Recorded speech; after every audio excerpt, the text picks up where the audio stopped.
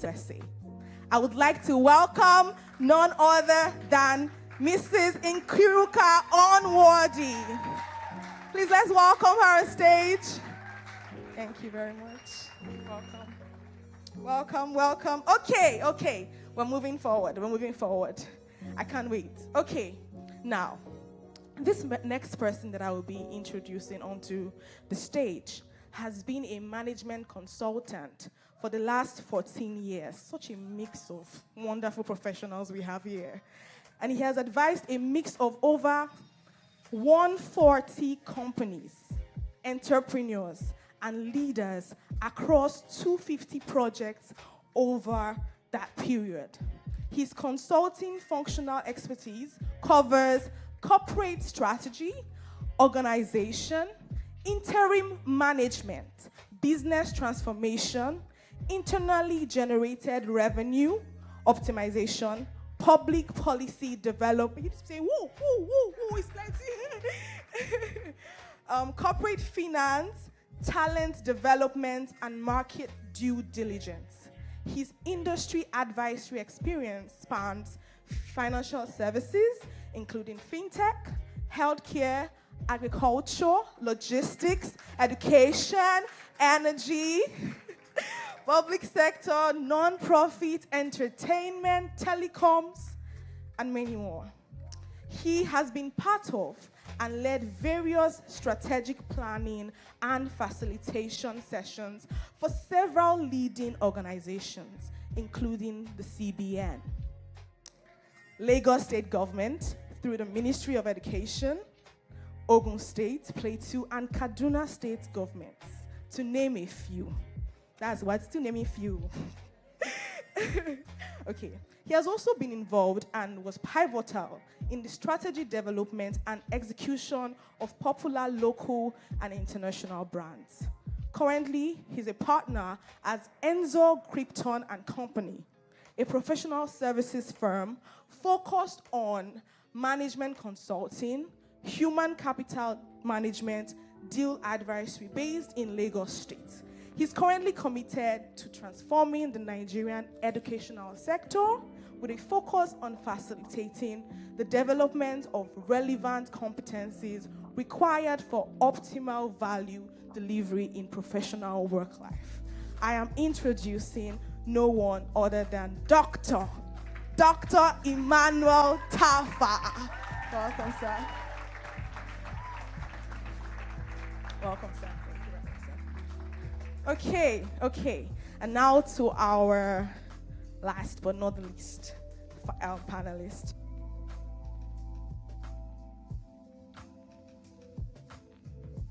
Because it's plenty. Okay, this person is the group head, human resources at Consolidated Hallmark Holdings PLC, where he provides strategic leadership for all people-related industries across the group, including its subsidiaries, which includes Hallmark HMO, Chi Microinsurance, and Hallmark Financial Company Limited. He is a seasoned HR professional with over 15 years of expertise in organizational design and transformation, leadership, and people development. He is dedicated to aligning long-term strategic aspirations with people-centered initiatives to drive performance, profitability, and growth efficiency in the evolving landscape of work. He has a diverse background in the Nigerian economy as well as Africa and Europe. Now, prior to his current role, he served as the Director of Membership and Market Development at the Chartered Institute of Personnel Management in Nigeria, that's the CIPM, where he played a pivotal role in driving commercial growth through strategic partnerships and events across 26 states.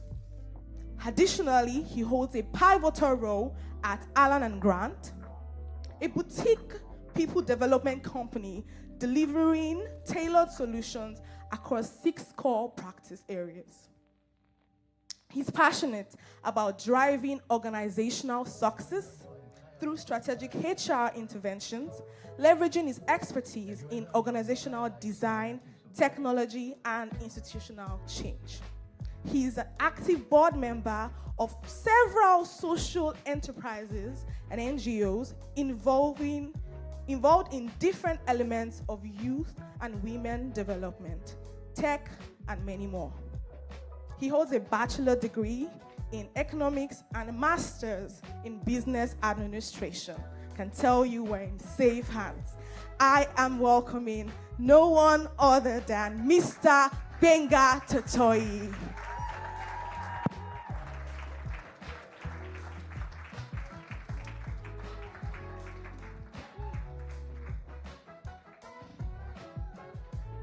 Okay, I feel like continuing, but even my legs are tired. Okay, wow, thank you so much for joining us today. We are so honored. We're here to hear so many things from you, and I'm more than excited, so I'm ready to get in. I don't want to talk again. So, we've read so much. Nigeria, outside Nigeria, north, east, west, head. Would like to know, first of all, how did you get here? I would like to start with Titola. How did you get to this point that you are now? Hello. Yeah.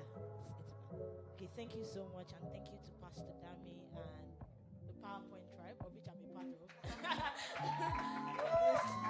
for this very privileged opportunity. So, how did I get here? So, I graduated with a degree in human physiology.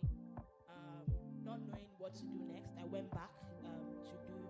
Well, it's not like I didn't know what to do next, but I had a very enticing offer at the time, and then I went back to do a master's in human physiology, where I realized that I didn't want to continue in human physiology. And so after my master's, I came out. I like to term it as ran away.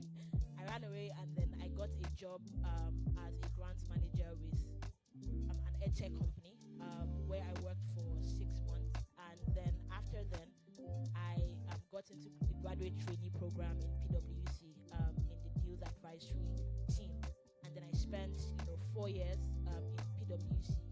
First started with pretty much agnostic in terms of industry exposure, from doing due diligence, valuations, financial modeling, all the works for different companies, so financial institutions, manufacturing companies, FMCGs, and then as I traversed PwC, after like 2 years, I then understood that what I really wanted to do was more development finance on African infrastructure.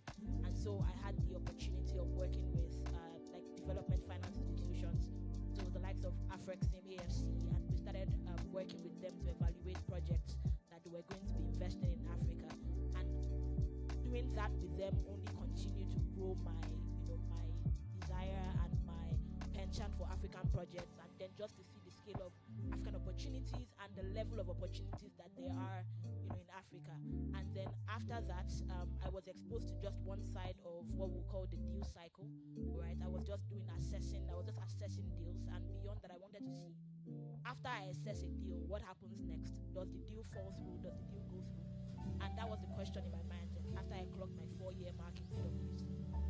And so around that time, I also got an offer from a private equity firm that does that invest in African infrastructure, and that was going to help me answer the question I had in my heart. And so I took the offer, and I'm here today. Wow, wonderful. From human psychology to due diligence. I'm very sure many of us can relate to already feeling like, what am I going to use my mask on for? Well, there's many things you can do. Okay, Mrs. Nkiruka, I would like to hear from you. How did you get to where you are today?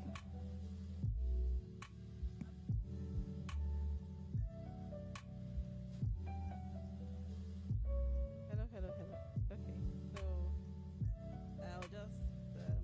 I was looking across to my colleague. Maybe after now I'll catch up. I need some funding for energy projects. We need to draw down. Okay, so pretty much like her story, and possibly like somebody else's story would be out here, was going through school, coming out, for me, the underpinning concern was just how do I serve? How do I just serve my way through to the top? So at every point, when I went into management consulting as a copper, it was just how do I serve?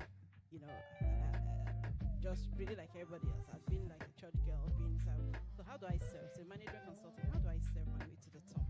Because that was like a programming I already had, right? Led management consulting, I knew I needed to do HR practice.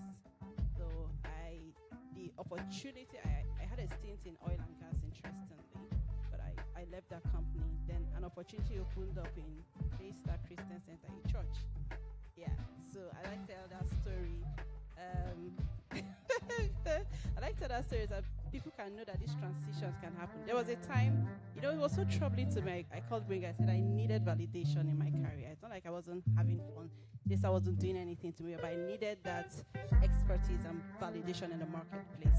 So whilst in Daystar, that was like even 8 years, I cut my teeth. It was just, how do I serve? I know we're doing, as people thought, church work. We worked with different consultants like Benga and Co, but at every contact point, it was like, how do I serve to be like these people? How do I serve to get to the top? How do I serve? Moved out of that, I went into manufacturing. Never done that before. It was a different ball game. You're talking about union issues or union-like issues or just trying to keep union. And all the time, it was like, how do I serve my way to excellence, so that whatever role, I've always been HR, but I've always played HR advisory, kind of influencing senior and executive management, because I always needed to see things the way they were seeing, understand what kept them up late at night, and that has always been my cheat sheet. So coming out of church, someone would have thought it was easy. Get into manufacturing is just understanding the person at the top. What keeps them up at night? That's just the only solution answer I always look for, right?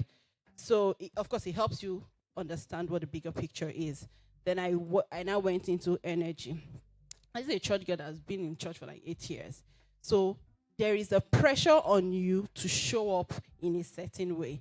There's a pressure on you to validate your hiring, to not make somebody say, oh my God, in one of those calls getting to, the lady said to me, I have concern that you're coming from a church.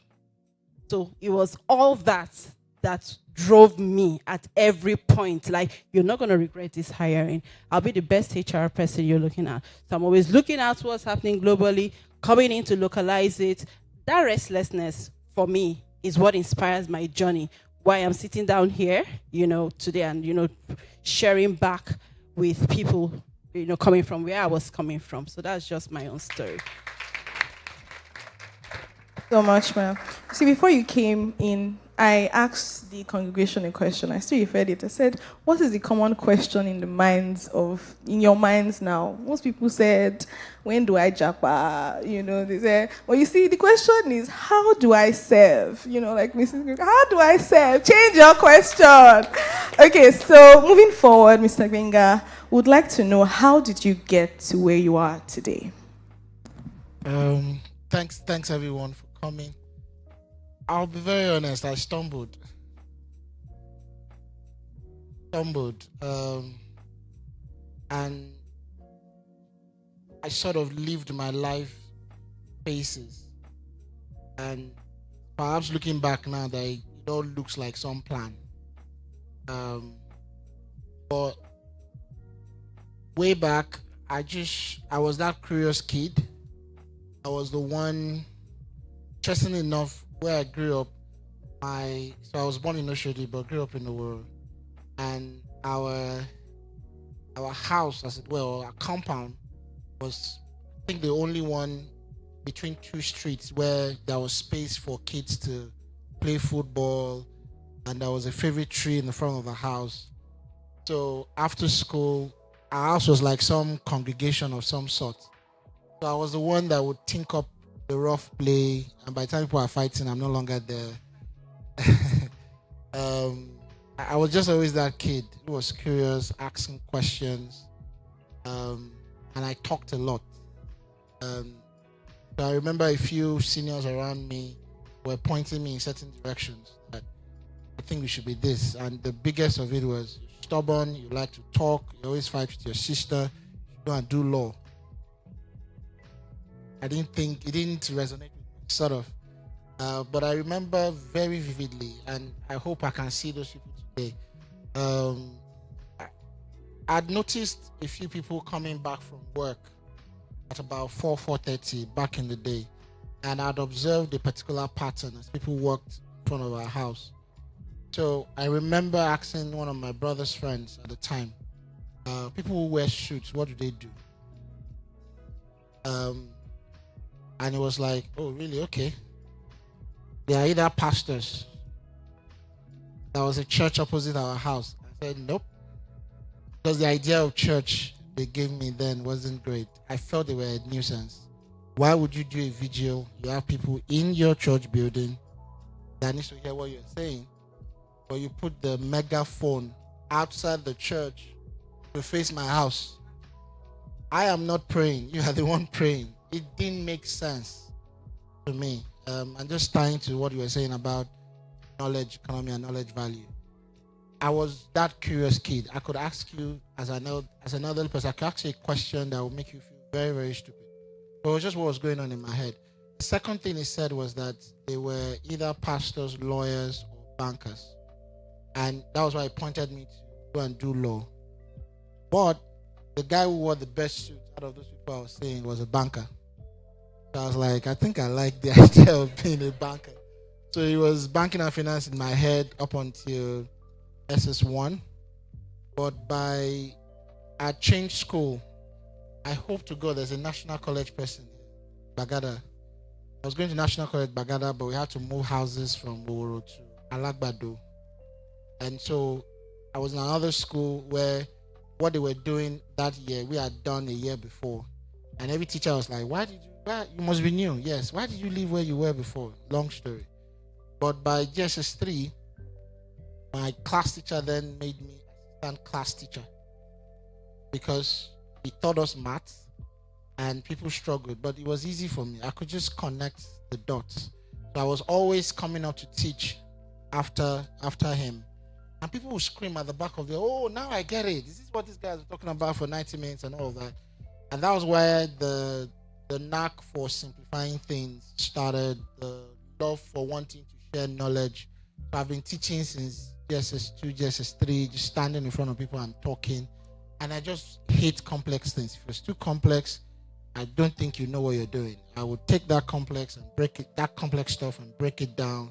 And it was engaging my mind on all of that. And then by SS2, I struggled to banking and finance was too narrow. I felt economics was broader.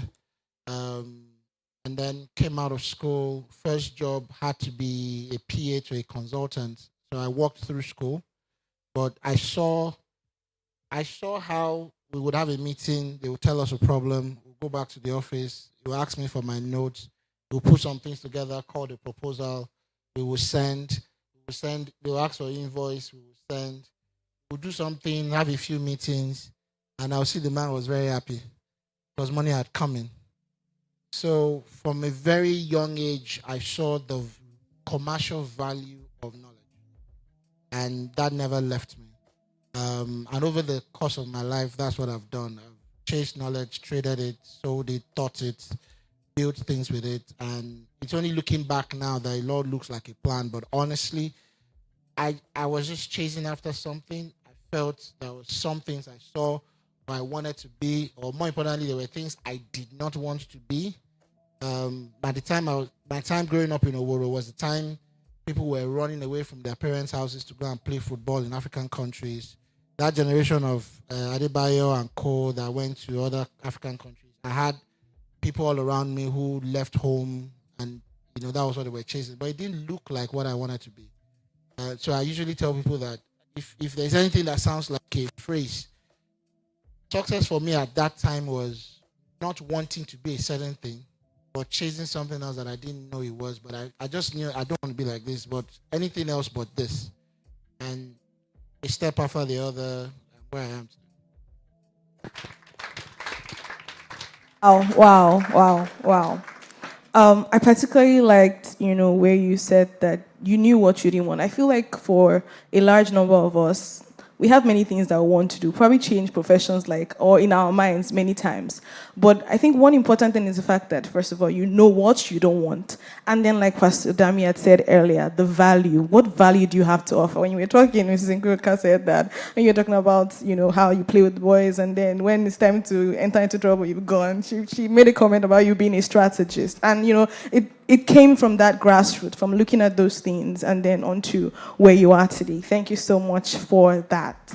Now, Dr. Tafa, would also like to know, how did you get to where you are today?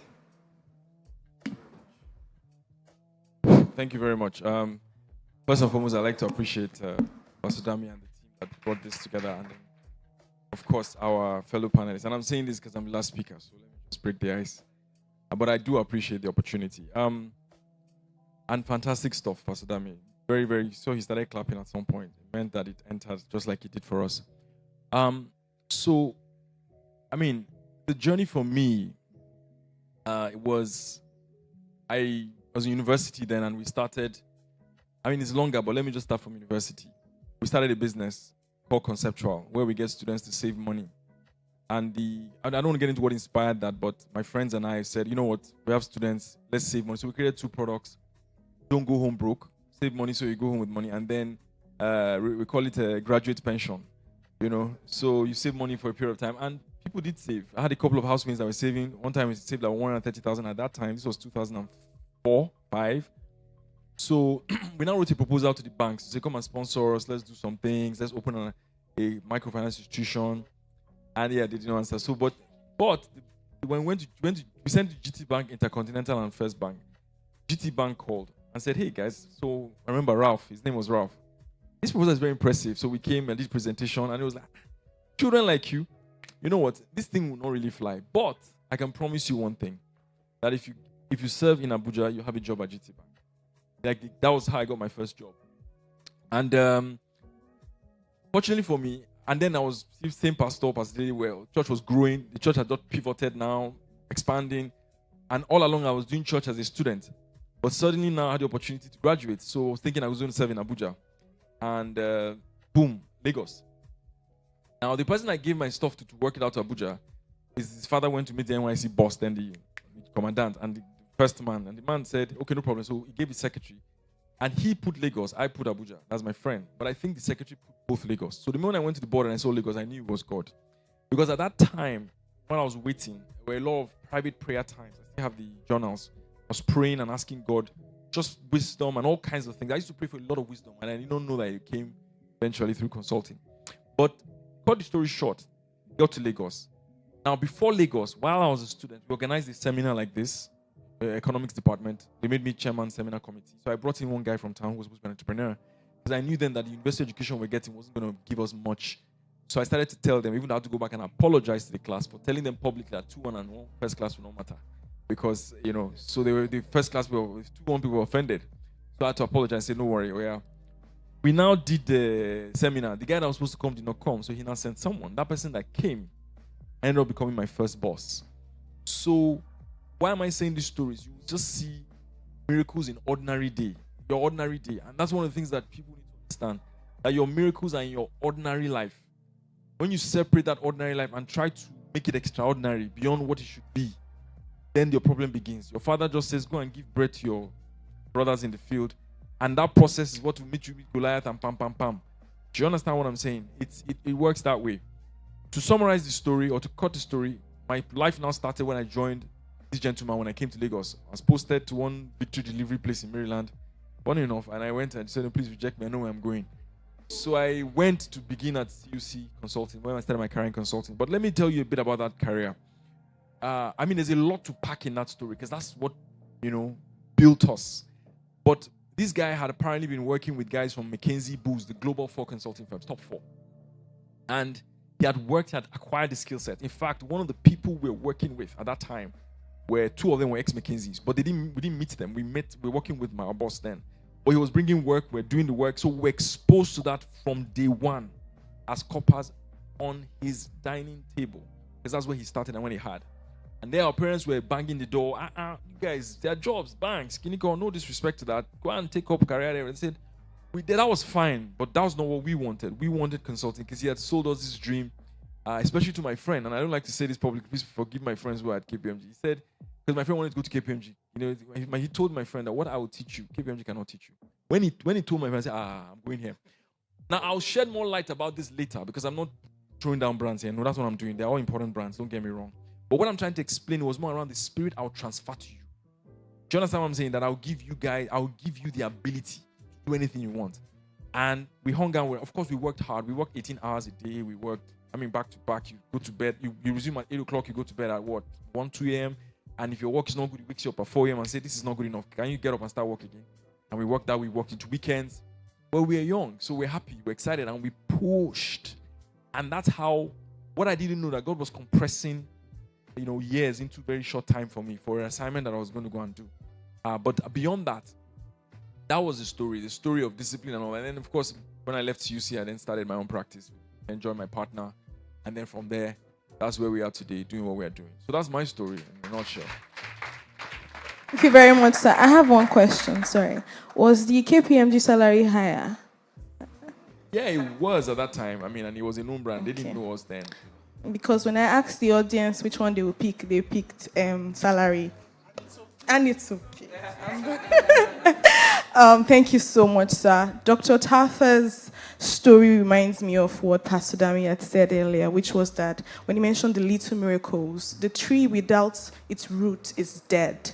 And you can see how it was really God orchestrating some of these things that happened. I wanted Abuja, it was Lagos that come here, not KPMG. And, to where he is now. They're just such wonderful stories. Thank you so much. Okay. Please, you can write down your questions. Please, can you share the QR code? You can send your questions via the QR code. During the session, I would be able to view them and try to ask as well as we continue. Okay.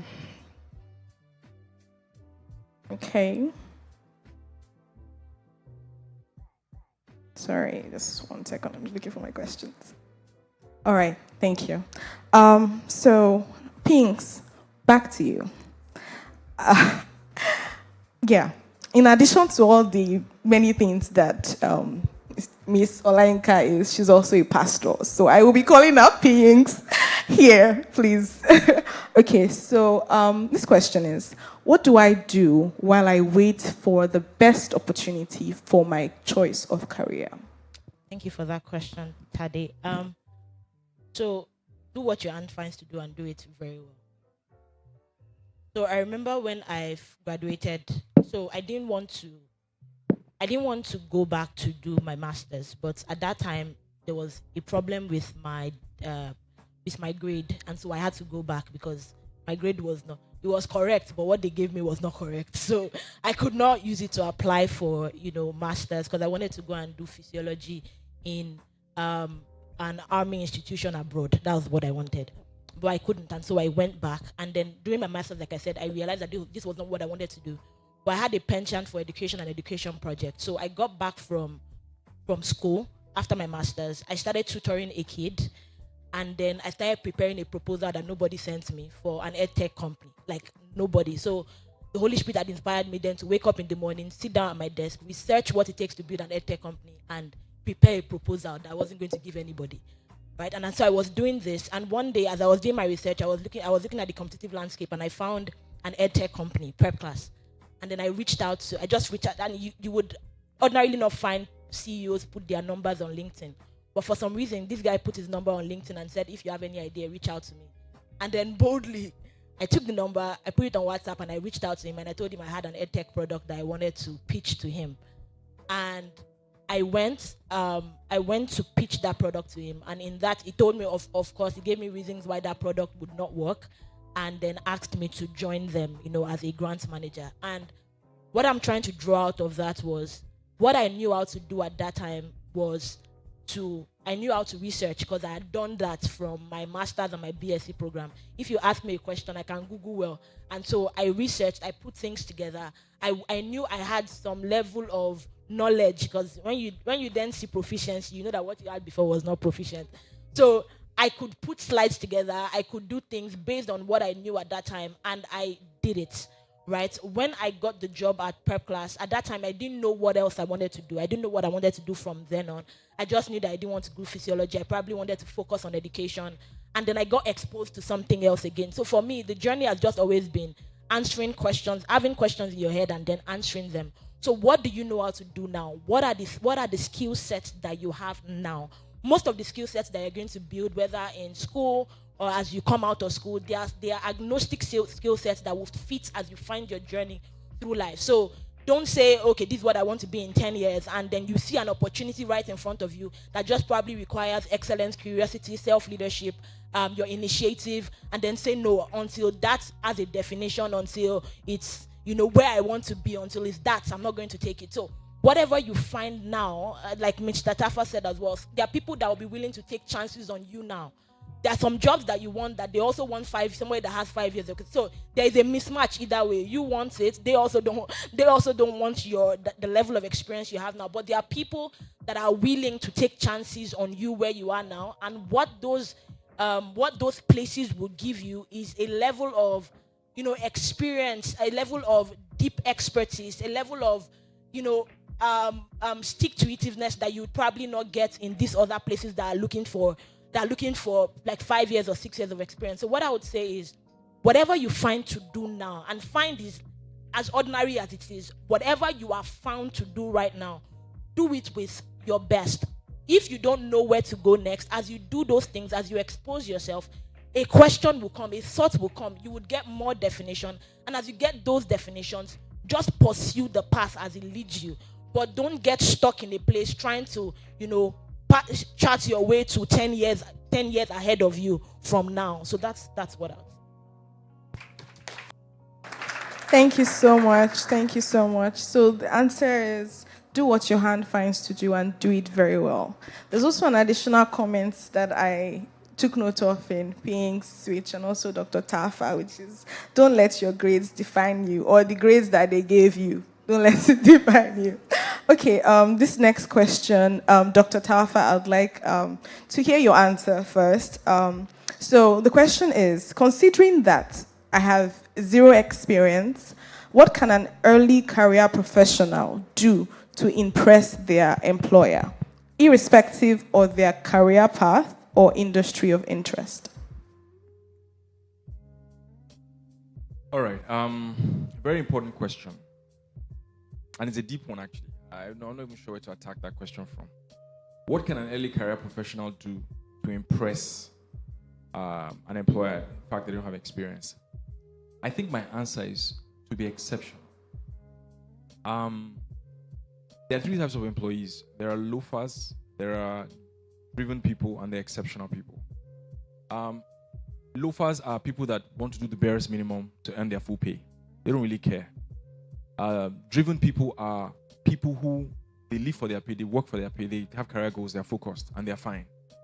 But exceptional people connect to the vision and the mission of that organization. So they are driven, in addition, also connected to the mission and the vision of the organization. To be exceptional, right?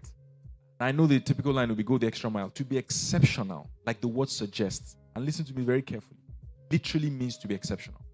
And the only person I can describe, because we're in a church setting, so I'm going to play that card here. The only person I can describe that one of the people, that is very exceptional is David. Now, let me say it clearly. It's not everybody that is exceptional. Repeat myself. Are you listening to me? The big boys, the big four, and every industry has big four. Cement, consulting, banking. When they do their graduate training program, the reason why it's strict in what they select is because they know you don't have anything. So they are looking for exceptional people. People that already bring something to the table. So their aptitude tests and whatever is designed to bring out exceptional people in a way that they can be noticed. The people that struggle eventually and never become anything, God forbid, and I don't want to talk about that here. It's not going to be a portion if you listen and you apply and you pray. Right? Is that those people...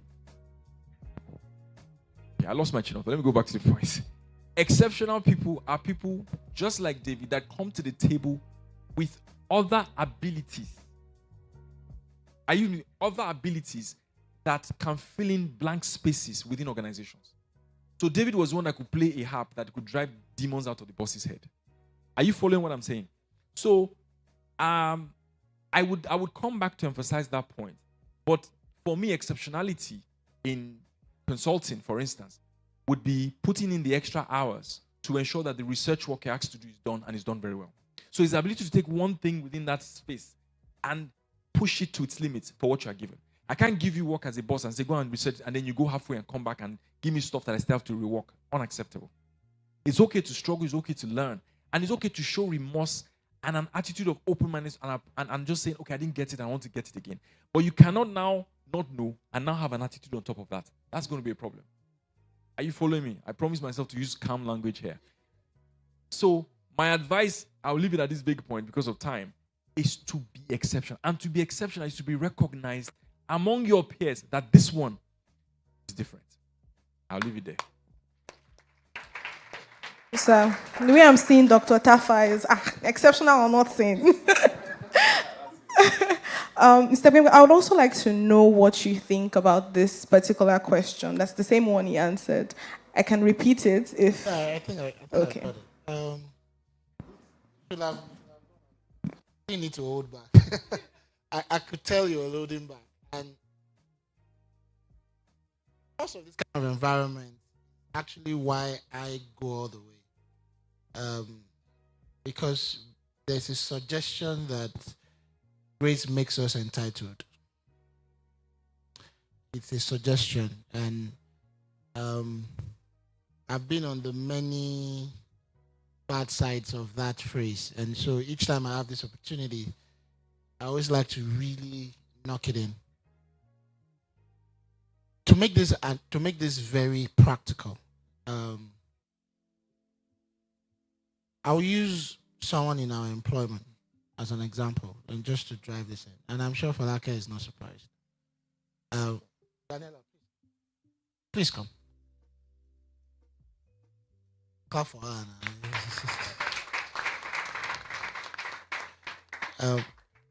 This lady is currently serving with us at Allen and Grant. This lady finished school, waiting period, about 4 months or so. I'm wondering why she's standing behind me though. I was like, for 4 months period. But she's always wanted to get a job for a company around Surulere because she lives there. She's always wanted to work in an HR business consulting firm. She had tracked almost everyone that worked in the firm online and sent them messages. We had an event early 2022. She came to the event. By the time I was meeting her, there was a joke in the office where, so what we've done, and most people do that, is you find an exceptional person, you then want to clone that person in the organization. We're always looking for there's a template in our heads, and once we find someone that fits in, the next job is to then clone that person. So almost everyone in the office then knew that the way we do it is, like he said, you would really struggle to get into the organization. We've made it exceptionally hard for you to get a job with us. It's hard. It's extra hard. In fact, cheat code. You come to me after now, I'll probably push you away. I would annoy you. You will not want to come back to me. It's all part of the ploy. Because if you're really chasing, you will come back. In fact, if you're really chasing, you should not be meeting me for the first time. So I surprise people sometimes. They come to me, my name is, and I'll tell them their names. And they're like, how on earth did you know? Oh, I saw your comments in this group. I saw your post on LinkedIn. I got this DM from you. And they're like, how on earth? Well, it's tough seeing exceptional people, so we do the work to look for them. Fast forward, I told everybody in the office then, you know what it takes to work here, so find those type of people to work with. So everybody I say, GT, you have to meet it. There's a Daniela that is chasing all of us. And they had even met with her before they were pushing her to me, right? Fast forward, this lady joins us for about 4 months. She's going to be done with service in July. We're still talking about it this morning. She's going to be done with service in July, right? And this is our CEO, by the way, Falake. by, I think by our third month during service, right? This woman won't let me rest. No, GT, you have to do something to Daniela's pay. No, GT, Daniela, I said, what is it now? Like, we have a standard. By the way, we pay our coppers 50,000 naira, and I'm intentionally saying that. Yeah, because there's a challenge with the learning and the earning debate. Some of us are in service or are interns, and we are deliberately delivering to the level of our pay. Deliberately, how can I kill myself there when they're just paying me 50,000 naira? Well, we will also not kill ourselves to pay you more than, right? By the fourth month, because of this lady, we changed our policy for paying interns and NYC guys. And not boasting. It's not, please get it right. But sometimes we need to break this thing down for people to get it. Because of her, we now pay our interns 100,000. Because of her. And it's that, but this lady is that lady. She literally turned herself to the CEO's technical assistant. Because if she needs anything done and she wants it fast, she wants it done properly, she doesn't want complaints, she doesn't want any of that, this is the person she goes to. Right? And she gets it done. That is the definition of being exceptional. That I don't know how else to. There is no way. She knows. There is. 2 months ago, she was harassing our immediate line manager and the CEO. What was the question? I'm almost done with service. I want to know how far I've done. What do you people think about my work? And what's the plan for me in this organization? He was the one chasing. And I said, answer a question. It's not me. You should answer. There is absolutely no way anybody's going to get this girl out of her employment. You will try. I'm saying you are going to try. And I'm doing this to let us know it's the same Lagos, it's the same Nigeria, it's the same challenge. If I didn't say she was still serving, you probably didn't know. She was supposed to come meet me at home today to get here. The time she was given, she came 30 minutes earlier. I'd called me twice. I didn't pick. I didn't see the call house. I had one of those nights. But by 9:25, she was calling again because the deal was GT leaves the house 9:30 to be here 10 o'clock. She had called 9 twice. I didn't pick. She could have as well just stayed there. Like, Oga didn't pick now. But by 9:25 again, she got on the call. I'm here. And it's public holiday. She's supposed to be at home, sleeping away. But it's in those seemingly little things. I have seen posts online. I'll share with her on WhatsApp. Turn this into a document. She'll ask a few questions. I'll say, bring it back tomorrow. Nah, that day she will deliver the thing. It's in those simple little things. We were working from home in the office, come just twice or once a week. Nah, lie. She was the one who said, I'm productive at the office. I don't have to be at home. I'll go to the office. Well, and she does it. So tell me how, and I'm serious. You are going to try. I don't care. Be the Big 4, Big 10. You would try to get her away from, because she gets it, and when she doesn't get it, she asks questions. She's very open. She doesn't hide her work. She doesn't hide her mistakes. And almost everybody around her. She has another team lead that is in Port Harcourt that doesn't see her every day. But it's the same feedback about just that attitude to work and getting things done. You can. In a few words, I'm sorry, I know I'm taking my time on this. My biggest challenge, though, is that earnings challenge. Because I know some of us are seated here, you have refused to take contract jobs or outsourcing jobs because, God forbid, you didn't know it took you to go to school and all of those sort of things. This is what my colleague, not all your colleagues will get a job in Access Bank at graduate level and they'll get a car and they'll do all of that. And there's that comparison. How can I earn 100,000 in my school and all of that? They're earning 250, 300 and all of that. Your first 2-3 years or your first 2 jobs, you would often struggle in an environment to match your expectation in terms of earnings. But do yourself a favor. Get out of the house. Get any job. Emphasis on any. Get a pay. And then from that job, learn, apply, do the work that then gets you on a journey to whatever it is you're going. The earnings may not match your perceived potential or even the things you've proven yourself. But you see, get out of the house, get into the work environment, earn that pay, even if it's just for your transportation.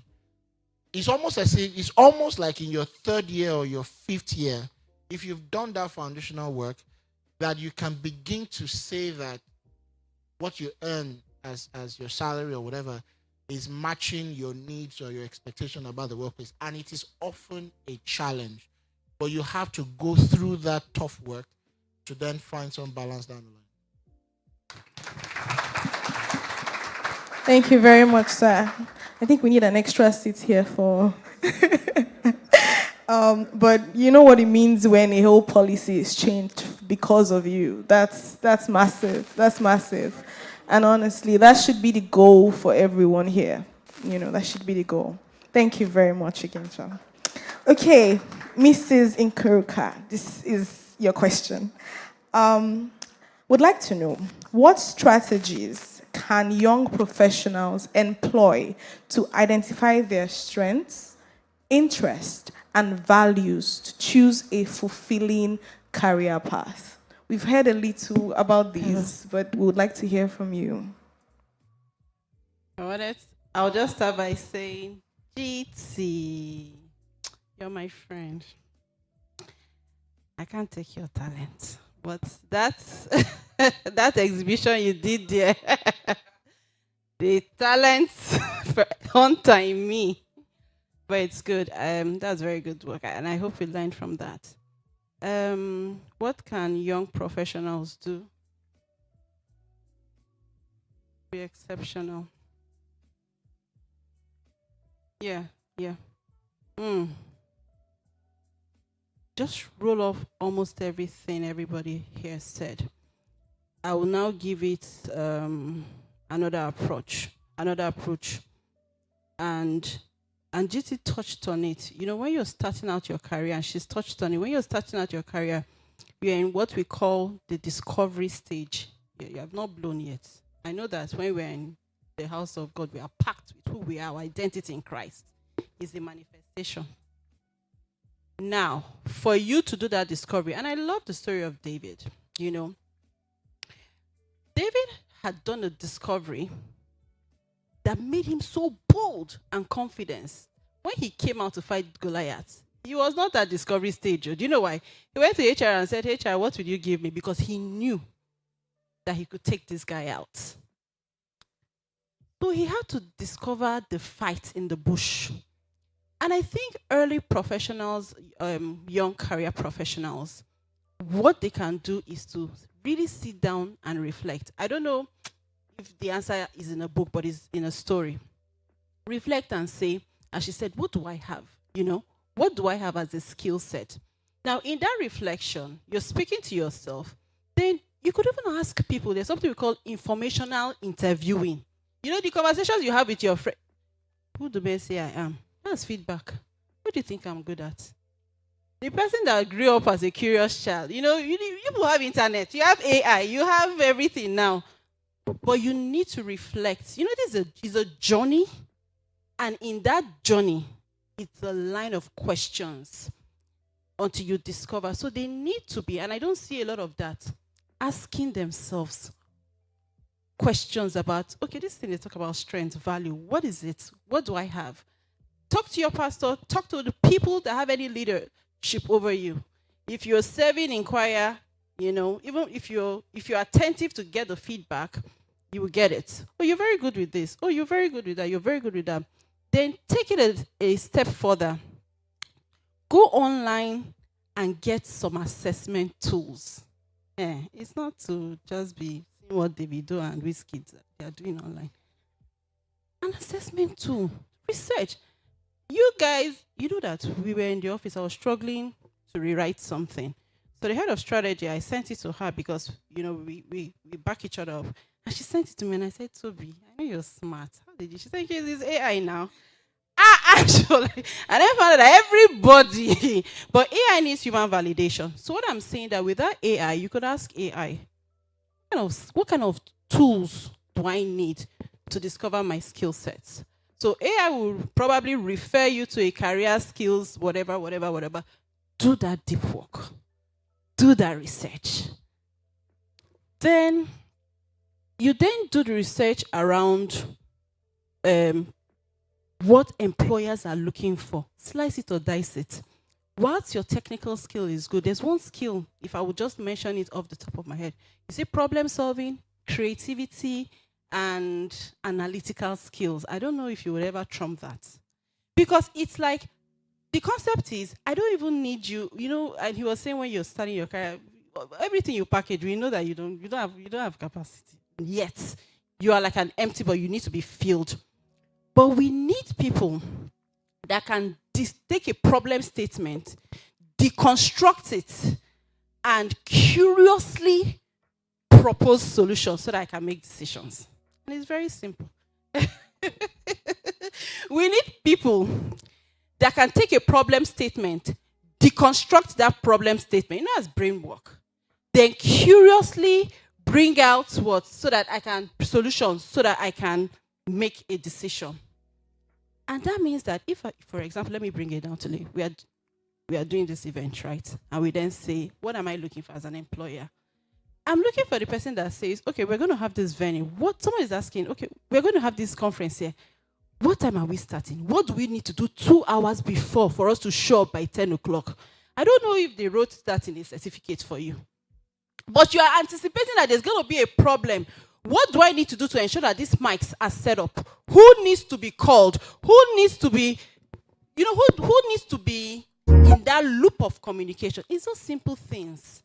And it's so those simple things at that level, if I say, you know what, you need to know what's disturbing your boss. I talked about that. If I say, you know what, we're trying to want to get into funding for energy companies. Go and look for 10 indigenous energy companies in Nigeria. Even sometimes when your boss gives you a task, they don't even know the answer.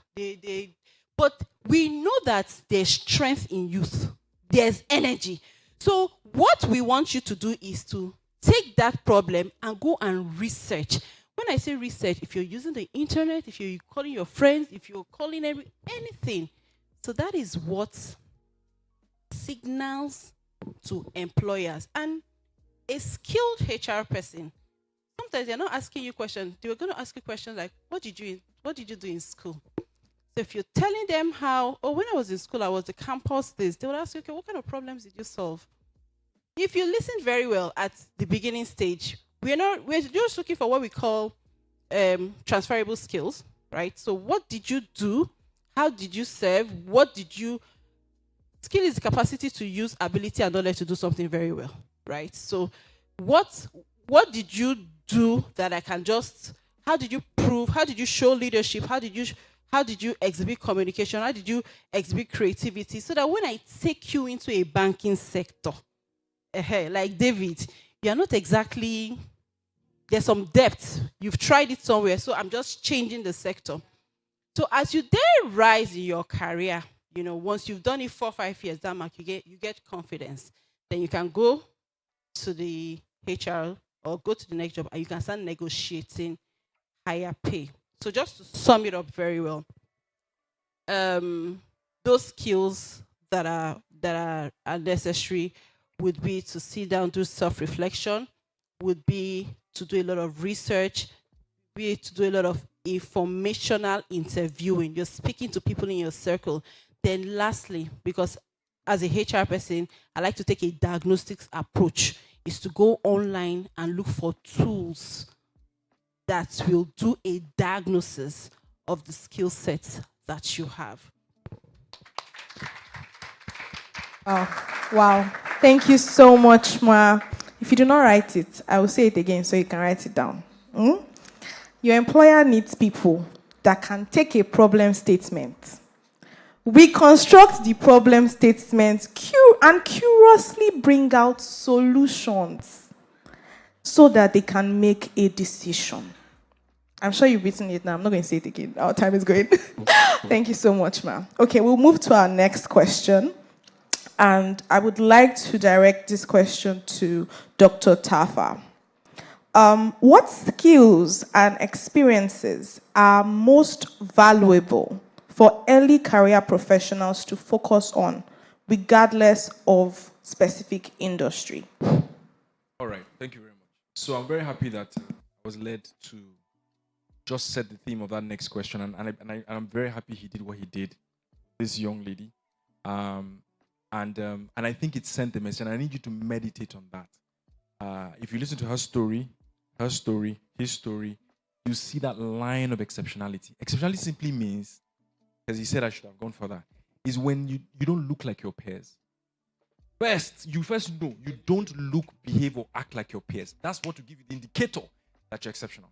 But if you can be attached or you can be evened out with a group of 3, they're the same, except you're the one leading the pack. You aren't exceptional. Now, the reason why I'm calm, because I'm working on my speaking abilities. I was deemed very harsh and brash, so I'm learning from AJS to take it easy, to come to the body with love, and still get the message passed. Brilliant man, I enjoy his wisdom. Very wise man. Doesn't criticize government, doesn't, but the message is getting done. And that doesn't mean what you did is fine. We still have to hit government. Skill sets. Let me take you home. Now, this is my own proprietary recommendation that I've carried everywhere.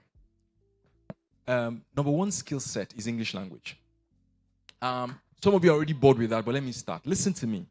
Proposal writing is composition. Are you listening to me? Expository or whatever type of composition. Now there's Grammarly, there's AI, thankfully. But I realize that AI is not, at the level AI is now, you still have to give it prompts. And only very intelligent people know how to use the prompts. So your fundamental O-level English and mathematics are still the number 1 skill sets that I see in the workplace. I charge millions for, and people can't seem to see it. I'm begging you. Please stop abbreviating on WhatsApp, on social media. No, wait, guys, wait. How can you want to write you, a 3-lettered word? You will now make it 2, number 1. You must be lazy. That's number 1. Number 2, I think I've seen that you word reconstructed. I think I've seen it. I can't pick it now, but I've seen some that... Stop it. It's hurting you. Thank you. Now, this is not to take a whatever at the church, but I need to explain to you why fundamentals are important. A society collapses when fundamental things like this begin to fall apart. When I was coming this morning, I wanted to Google PowerPoint Tribe on Google Maps. So I did PowerPoint Tribe. It didn't show me what I wanted. So I now thought like a Gen Z and changed it to Y. Are you following what I'm saying? Now think about this in a different level of error for a more significant amount of money. Let me rewind myself. Hillary Clinton is about to present a speech to the World Economic Forum, a very important subject. Then one of her executive assistants puts together a document. But because that girl doesn't miss her English language or miss her fundamentals, now plays with tenses of may or would, and now determine the policy that went ahead to affect millions of lives of people. Somebody said health insurance in Nigeria would have been compulsory, and a lot of people may not have died if they used the word should or must and not may. Do you understand? So when I tell you English language and mathematics, it's not because I'm looking for a niche to come and start a speaking career. No. It's because when I sit down with bosses and we're looking at analytical problems, let me take HR, my popular one. It takes 2 people, right? 5 hours to farm a plot of land. How long will it take 10 people to farm the same plot of land? It's New General Mathematics. But that is what HR would ask when they are designing a factory line, and they're like, initially we had 2 people doing this. Now the factory is expanding, and we need to mathematically determine how many more people we need so that diminishing return does not set in from corporate loafing. Are you listening to me? So let me help you. And I'm saying it now with the authority. The Bible says, and Jesus, what authority does he what he says? I'm being careful now because I'm signing to my spirit, so I don't want to go and pick the wrong one. Are you listening to me? There are very few things in my life in this Nigeria, as regards to corporate employment, I've not seen. That I've not seen. The people I sit down with are the people that determine the policies that affect you. Right? I don't want to talk about the policy papers that I've written. Even my partner and my colleagues don't know some of this. I don't say it. Are you following me? I've sat in rooms where this one I know is going to affect Lagos State people. So from that level of authority and exposure, I'm telling you now that English language, so that you're able to comprehend, you listen. Then you now write, and then you now explain. And writing is a whole art on its own. It's not a science, it's an art.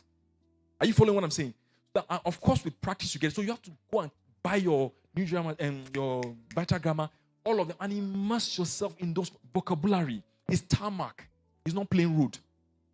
Are you following what I'm saying? It's fuselage. There are words attached to certain things that when you use them appropriately, it reflects. Number 2 is the math. The math one is one I was explaining, which is where the analytical capability and problem solving comes from. Do you understand? Okay, you guys are losing me here. At your age, you have no business carrying a book, from third world to first world. You're not the president of the country. Now, I'm not talking, there's nothing wrong with that book, but some of us are misguided by the materials we read. I went to interview one guy, and he held his pastor's book. He's a very popular man of God, and he held his book something about purpose. I'm like, okay, not purpose, something unique topic. I'm like, that's why you don't have a job. Now, don't get me wrong. There's nothing wrong with it. What you need is fine to read it after you have read, if you're looking for work, the books that equip you with the ability. And me, I've told people the hack, but nobody's listening to me. Until when I get to a certain point, maybe God now gives the platform and now re-explain it. All the jazz that we charge millions for is English language and mathematics. That's what we're collecting millions for. Proposals that we collect 500,000 naira for 2-hour work was English language. It was English language. Because you had to comprehend what the client was saying, distill it and repeat it back and give it back to you in a way that makes sense. Even as far back as letter writing that were taught, it was still taught dear sir with a subject. It's the same thing we're writing emails now. Do you understand? So let me first give you this hack life that if you take, you first cross a major barrier. So all your math. Now, you may not need to go and do angle of elevation and depression if you're not an interior person or you are an architect. But the ones that have to do with probably simple interest, compound interest, understanding the math. I mean, a man goes to, last point, the man goes to Dubai to buy assets, phones to come and sell. The people in Dubai tell him that, okay, because you don't pay upfront everything, we give you at $80,000. However, if it was upfront, 100K, which is the amount that you're supposed to get to buy all the phones, we will give you the phones at 95K. So we'll give you a $5,000 discount. That means if you pay full, we give you, because you pay credit, we charge you more. Are you following me? Now, if the man decides to go to a bank to borrow money, right, at an interest rate, and come back and buy the phones at full price, can you calculate the cost benefit, whether he will benefit from that? Imagine, that is the problem we solve in the real world. I can collect 5 million naira from a client for that. Do you understand? Those O-level stuffs are packed. Now, let me not go into subjects like science, physics, whether you look at the bleaching cream, bleaching agents, that you look at the child and say, madam, this thing you're using is a bleaching agent because I understand my basic chemistry. Do you understand? So my advice is this. I'm sorry the passion has hit now. Is that your O-level you must go back and reconcile with your O-level. When you reconcile with your O-level, it will catapult you to the front table, to where you now begins from. So that even you yourself, when your boss knows, because bosses that know people, that work with people that know how to write very well, because your ability to rise in your career is directly tied to your ability to write. Your ability to rise in your knowledge work. If you're not a computer programmer or a singer like Davido, or a performer like Burna Boy, right? I'm talking about the extremes of other arts. If you are in the knowledge business, if you do not have the ability to write to them, how you would rise? And it comes down to those fundamentals. So math and English for now are the fundamentals. Now the other things, communication, problem solving, analytical, they are all embedded and hidden inside those things. And that is what I've observed. I can give you thousands of other examples. But let me just stop. Unit economics, did you try that one? How much is the cost of plantain chips, or how much is the cost of producing this bottle of water? You understand all the factors of production to calculate and the analysis to arrive and the ratios and percentages, and then when you want to cut cost, pure mathematics. So it is all in there. Take it or leave it. You know what? You know what? I've not seen it in that way, but as a recruiter, that's why in GMT, you know what they used to disqualify you? Aptitude test. What's aptitude test? It's maths and English. Verbal reasoning. Quantitative. So they want to know how the mental faculty is sharpened. Or you're sharp. And you know what? I find out that when I work with people, even in teams, do you know that as a HR person, there's one certificate I look out for people. I look out for your SSC. I'm telling you. I go down to SSC because you see, university, some manipulations could have happened. But you see, in SSC, when I see somebody and almost, I mean, I can plot it now, there's a pattern. Those guys that are, especially these young gens, these people that can put together a slide, that I'm talking to them and they're able to, when I go and check their maths and English, they are sharp guys. Look at what GTs I was teaching, all those people that were teaching people, they're smart. They got the basics. So I love what you said, go and reconcile. And that's why at management level, some people start playing chess, Sudoku, to get their mental acuity, to a certain place so that they can see patterns and see problems and see and understand reasoning. That's what they are trying to do because they didn't reconcile. So they're still fighting. Well said. Thank you very much, Ma. You literally read my notes. But I honestly, we've had so much wisdom. I totally endorse and would reiterate, like Dr. Tafa said, English and maths. And as a lawyer, we know the challenges with lack of clarity. In what's it called? Mr. Gwenga's words, stop using abbreviations. Write your U in full, okay? All right. The next question would be answered by P. Inks. We would like to know, how can young adults approach career decisions with financial security in mind?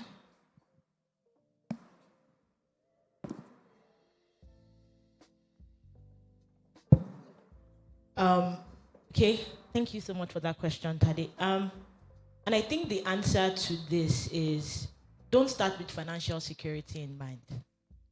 Financial security and money responds to value. Only.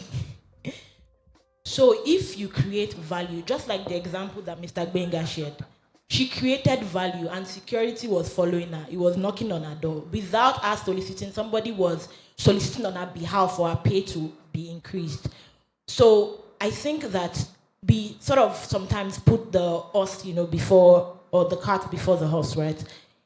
Don't start with, I want to find a job that is going to get me 200 or 500K. The question you ask is, what value do I need to deliver to command 500K? The society already put a value cap on every profession and every skill set. If you match that, just like you said, I remember when I was going into PwC, a partner said something. Partner said, don't leave PwC 1 year into it. I pity you. Don't leave 2 years. It says your multiple starts to multiply by X when at least you have done, I can guarantee you, 4 years. Stay 4 years, 5 years, and then you see your multiple expand exponentially. So what he meant by that is he had been in PwC for years. He had seen people come and go, and he knows the number of years of training that you need to be able to command value in the marketplace. And you see some people do 5 years and they go and be CFOs because they have that value that they can negotiate with, right? So don't start with financial security. Start with so if I've chosen a career path, if this is where I want to play, what are the values, what are the skill sets that I need to combine together to be the best, to be the best in what I've chosen to do. So if you choose a career, what are the certifications I need to get? And it's not even about certification and just writing the exam and then having the certificate, or just reeling everything out maybe on a platform on LinkedIn. Is to be able to speak to the kinds of problems that having that certificate can solve. And sometimes, even if you don't have that certificate, as long as you can bear up under the discipline of learning to be able to solve those problems. Sometimes, so one of the concerns I had was because I had a medical science background, and I knew that to change my career, I'll probably need an MBA. Like I would probably need it because maybe people won't take you seriously without that certificate.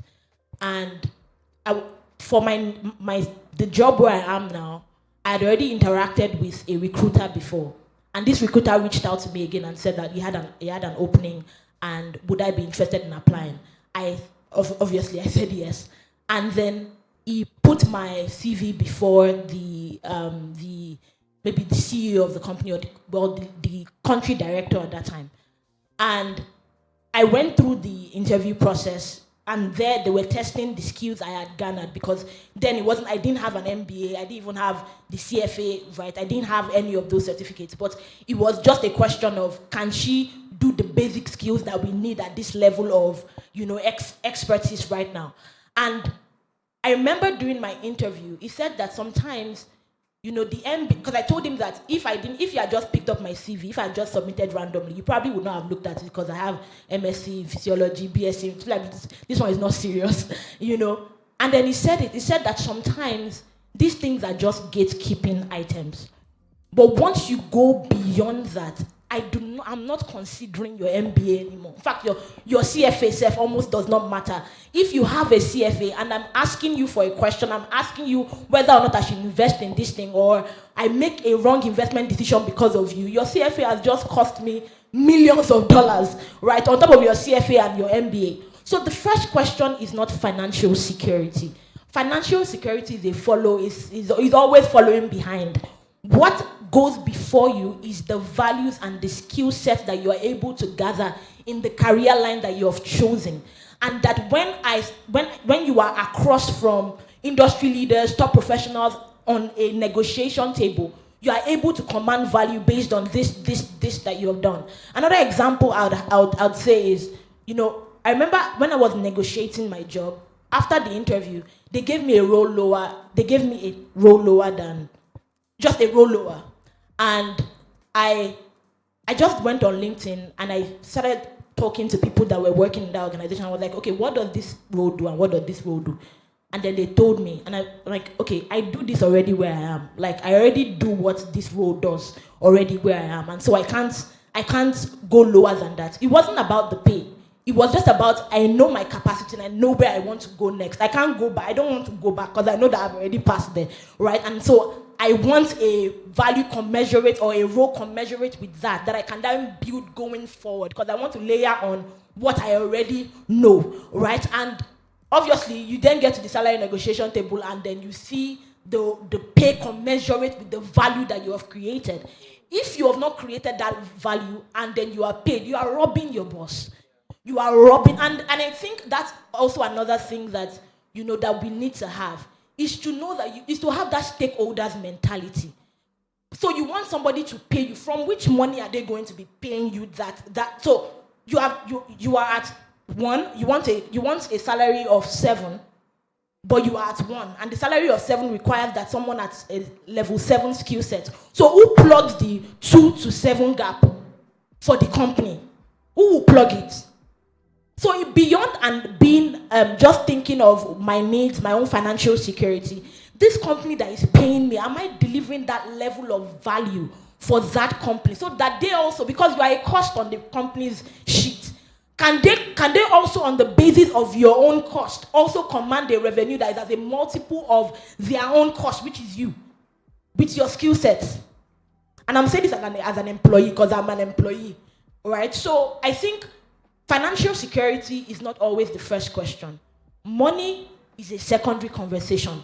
The first conversation is, what value do I command? What can I do? What can I say? What can I solve? And once I'm able to tick that box, right, at every levels of skill set, you have a value that is commensurate to that. How you negotiate that is another conversation. But first, deliver the value. Yeah. Well, I think in short, it's just money follows value. Basically, money follows value. So you have to focus on value first.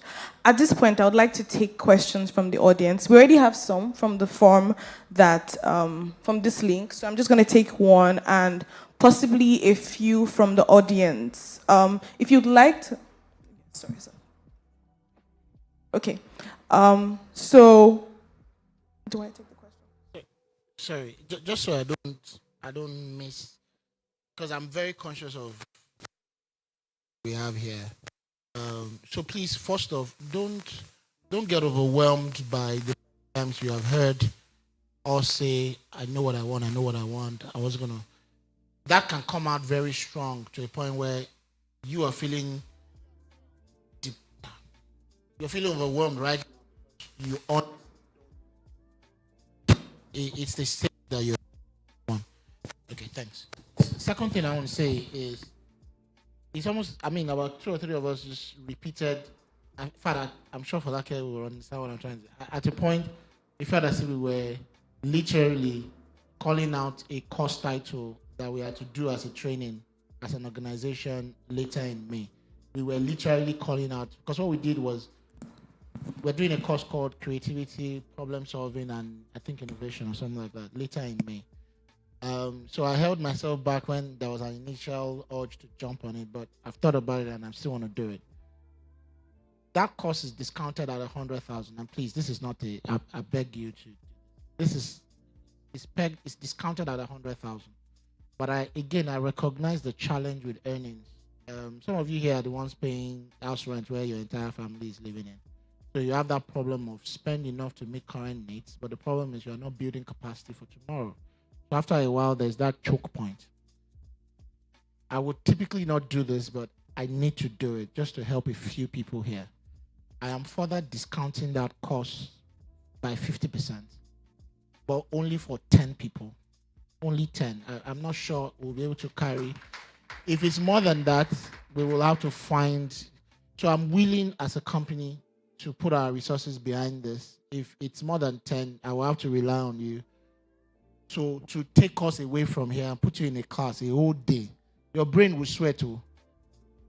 But you would then understand this skill set that everybody is repeating. If Dr. Tafa is saying, how would you be able to boldly tell people pay 5 million naira for 2 hours? What kind of boldness would you have? It's because he has the skill. He can take a problem statement. That thing is very tweetable, by the way. Take a problem statement, deconstruct it, and give it. That thing, I used to think that thing was like daylight robbery. How will you tell me a problem, but you tell me all the symptoms? I would then help you put it together and tell you this is your problem. I never saw it that way, really. And then I can do that. How come I didn't? And then I send you an invoice and you pay me. The feeling of that thing, it's intellectual property is sweet, but you have to have it. You must have it. So 10 people, the cost is even on a Saturday. So you can, but if it's more than that, we'll probably find something else to do, but I will have to rely on you. That's the second thing I wanted to say.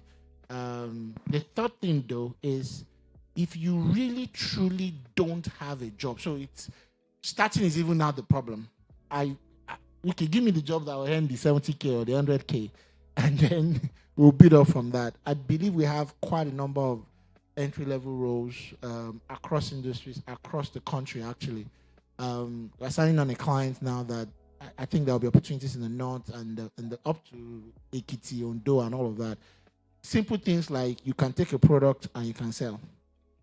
And you can earn a basic salary and then earn a commission on it. You see it as a sales role, but we see it as a life skill. Ability for you to take something, understand what it can do, and walk up to anybody and sell that thing. It's such a life skill. And then you can get paid for it. So I just thought to mention that so that we are giving specific opportunities around some of the things we want to do. I'm sure we can, when we are done, the team on the right can solve. Yes, so the Alan and Grant stand, I believe. While you're still holding the mic, I had one more question that was written down for you, and I would also like to. So, what advice do you have for navigating setbacks and challenges in your career journey? Go through it. It's all part. It's. We all look pretty cool sitting here now, right? And please don't pray to be like us because you don't know some of the things. I think I did max 3 hours through the night. So please, you don't want to be like me. I think it's for us that sit here. One other big challenge we see. Again, we are very careful with the words we're using for entry-level careers and younger people, early 20s. I believe early 20s, close to 30. Life will throw you some punches. Life. In fact, that you are a Christian puts you in a different field, in a different ring. The punches are heavier. And more often than not, they don't come once in a while. They come in multiple folds from different directions. In fact, answers to prayers, sorry, Doc, answers to prayers, you can pray here now, God, help me to be more patient. I promise you. Before you take the next step, somebody will annoy you. That's life. I think the expectation for it to be rosy is the problem. So when we then meet the challenge, when we get on the job and a boss is sexually harassing you, you don't know how to deal with it. I mean, that's a current problem I'm dealing with as I speak. Someone walks up to me and she had asked me that question like 2 weeks ago. I didn't catch it. Someone was already using appraisals to harass her at work. Like, say you know, go do your appraisal. And then so the person just asked me in passing, this appraisal, where would they do so? Tell me how it works in this company, right? And I answered as a simulator, but I was brief. In this week, I've gotten deeper in it, and I'm not. I offend you, sorry, but I'm helping you. I don't do vanilla stuff. I'm very. So fast forward, we've had a conversation, and it's as real as how do I deal with possible sexual harassment issue at work, even though it's going to affect my livelihood. That's a real problem right there. And it's male and female, by the way. It's male and Ikiru. You're in nature. It's male and female. How am I going to deal with not having support from my brothers and sisters? How am I going to deal with, I have a passion for digital marketing and the likes, and my dad, my aunties don't know jack about digital media. How am I going to sell that? And there are many problems. Some of you are probably here. You fated yourself here. You don't know how you're going to go home. If you're like that, let me know after the program. Because we used to be there. And there are many problems. Some of us, the problem is you're going to live here now. There's this video that has not left me since I saw it, and I hope some of us can remember, of some young girl in Mushi that the parent or something or someone was saying, when do you want to be when you grow up? And she was like, I want to be a fashion designer. I said, no, say something else. What do you want to be when you grow up? I want to be a fashion designer. I don't know if you can remember that video. Something that, but the problem is that was all the girl was seeing in the environment, and that's a bigger problem for some of us. You are here now, you are motivated, you found some spark, but you're afraid to go home because you are going into a reality that will threaten you and take away the life out of anything you've gotten here and I take it away. Let me be direct. I'm the last boy in a family of 5. But I grew up and I was raised by my mom as the firstborn. That's what she told me all my life. I've sold newspapers in this country. I was a bus conductor for, I think, 2 weeks. I walked through school, doing part-time program, Lagos State University. I'm currently doing something that I would not advise anyone to do. It's tough. I was at Nigerian Stock Exchange 8 years ago when I felt what I do in HR will become more of a service I render than a job I'm doing further down the line.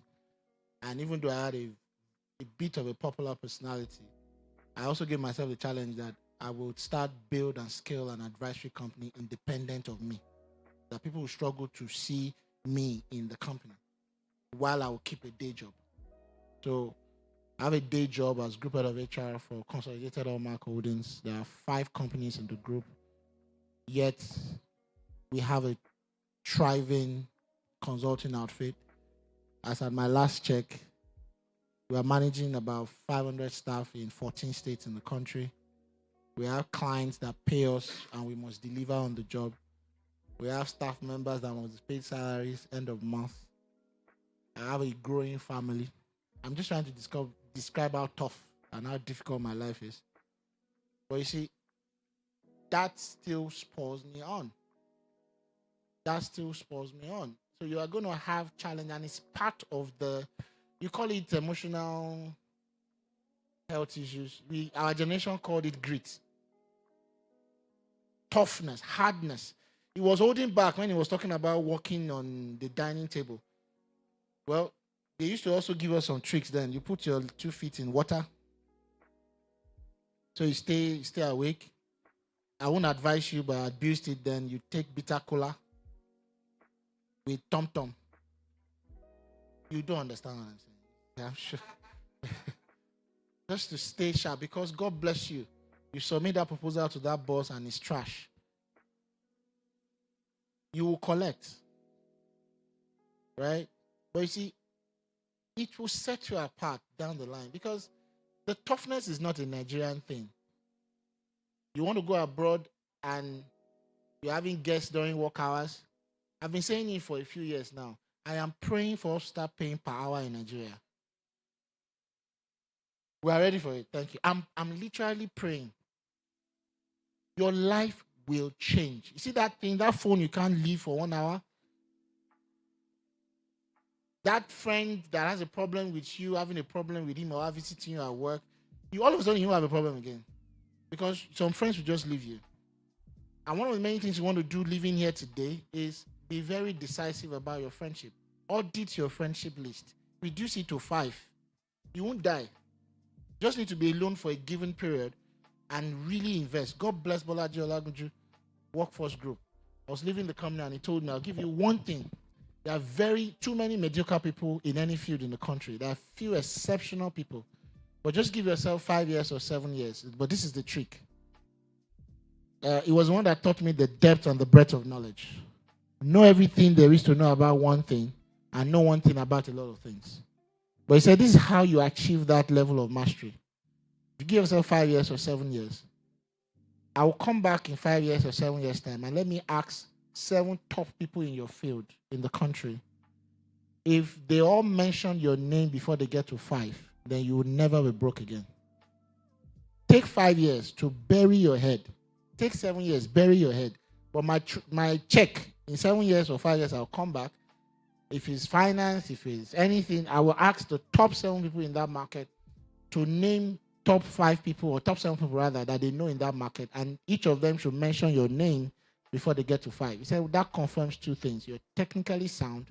We have also taken the time to develop your network with people that need to know that you know what you're doing. And you'll never be poor again the rest of your life. In summary, it's going to be tough. It is tough for us. We solve problems for a living. So we don't get scared by problems. We don't run away from problems. We even have personal problems ourselves. But you see, it's in the application. It's in taking it on that we build muscle and we build capacity. Because all of a sudden you realize the same way you solve the problem and you're paid 5 million naira. If you're not careful, sir, it's almost like over time, having solved multiple problems, what it takes from you reduces. So you use 2 hours to earn 2 million. You now use 1 hour to earn 50 million. But the difference is in how you have applied yourself. There's competence, but there's capacity. Competence, you can do the job, but capacity is you can carry more. You can do more. And I don't know how else. That thing is not rosy. It's not fun. It's not sweet. It's not nice. It's not, you do late hours. You get some things wrong. You get knocked on. Clients will cast you. Friends will cast you. You go through all that. But it develops in you some knack for. If you knew me 10 years ago, 15 years ago, you are not surprised. I'm still doing the same thing. And that's even why I'm better. I've found one thing, and I've poured my entire life into that thing despite the challenges. And today, I'm good for it. I didn't have some of the resources we would have wanted to have back then, but we are grateful for it today. And some of the problems are in typical areas. You have problems with money. You have problems with relationships. Given. But the rest, you solve it and you'll be fine. I'm sorry. Let me give credibility to what he said. Can you help me read this post? That's just what.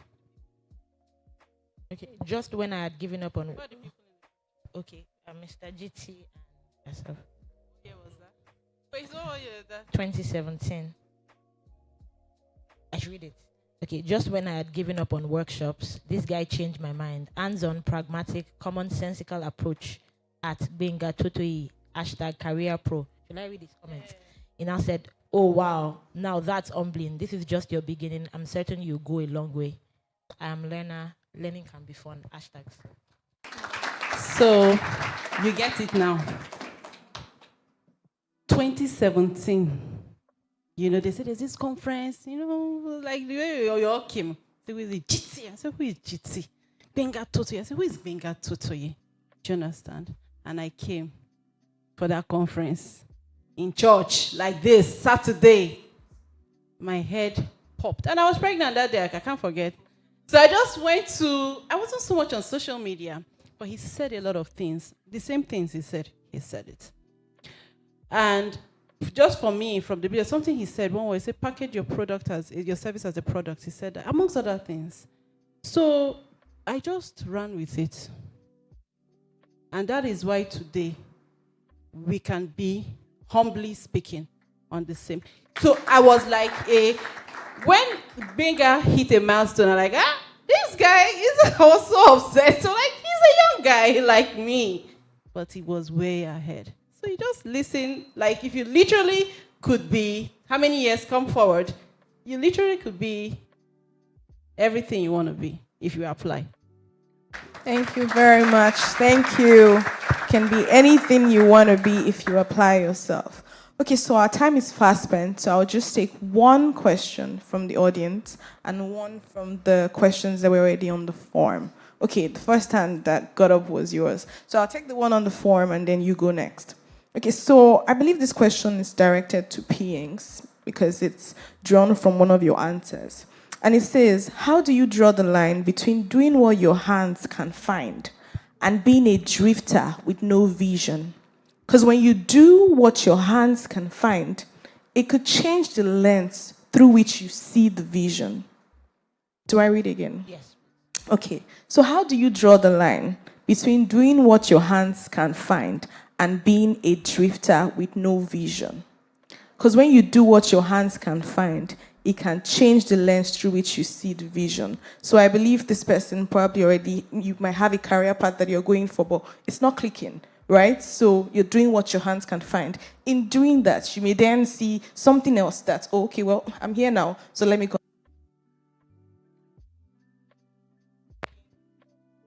Okay, thank you again for that question. So I think there's a distinction here.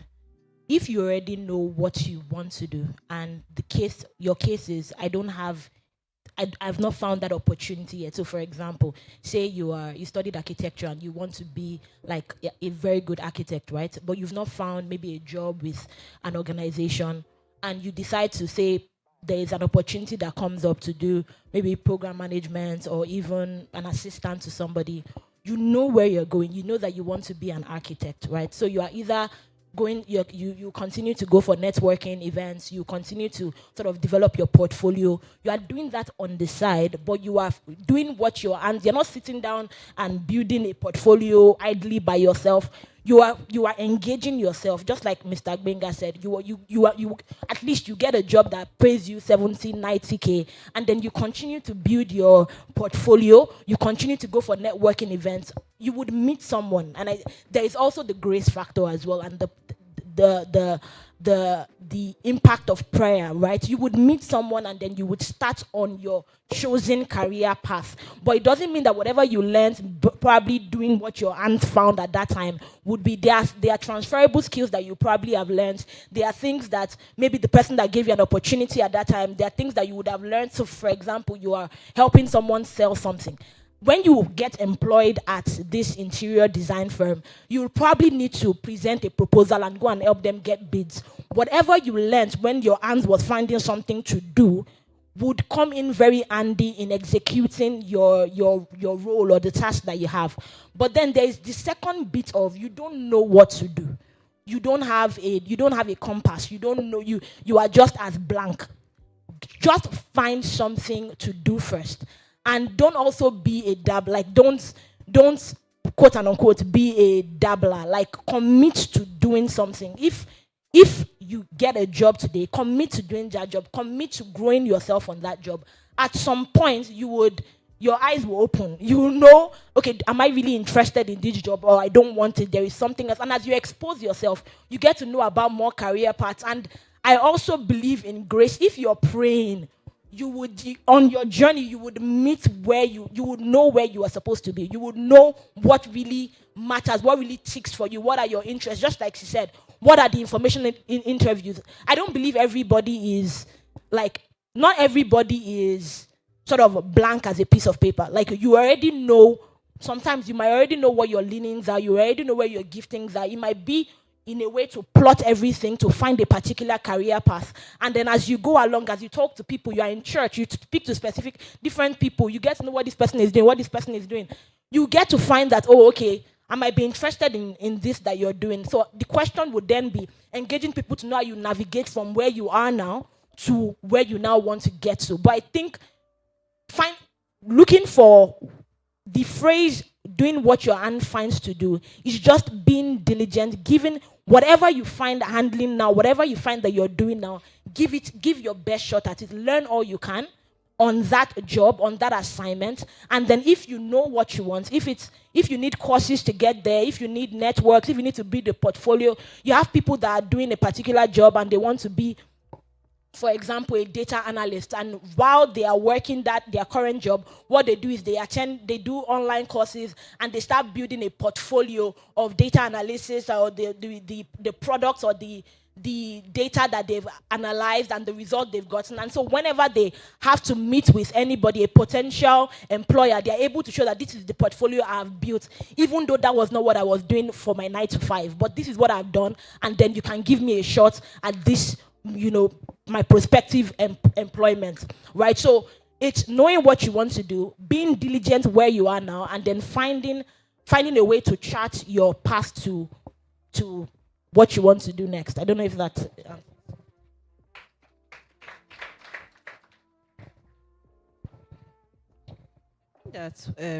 There's something we need to understand again, is that where we are right now, people are looking for skills. We need to build a skill-based career. Currently, my organization, if you come in, whatever title, I have somebody sitting down here, you'll be lost because over a period of time, you will rotate you around a lot of jobs. You think of David, from a musician to a shepherd to a giant killer to a bear, all this was on his way to being the king's son-in-law. The guy didn't say, I need someone that can sing like David, or bring that musician. No. That place where you're doing what your hand can find, that's the bush.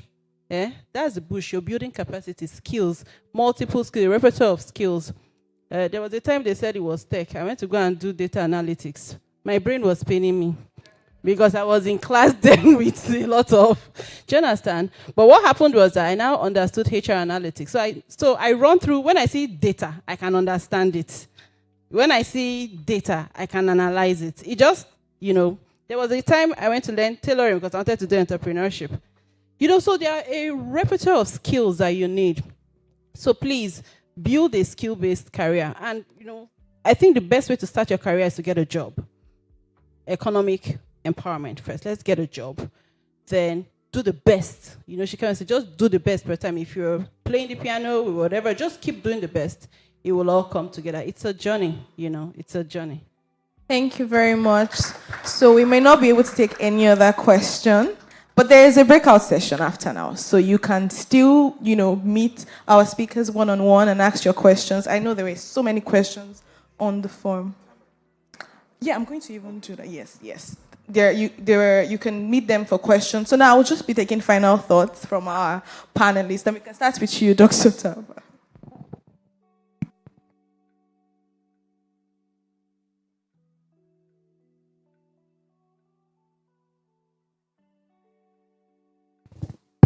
Okay, thank you very much.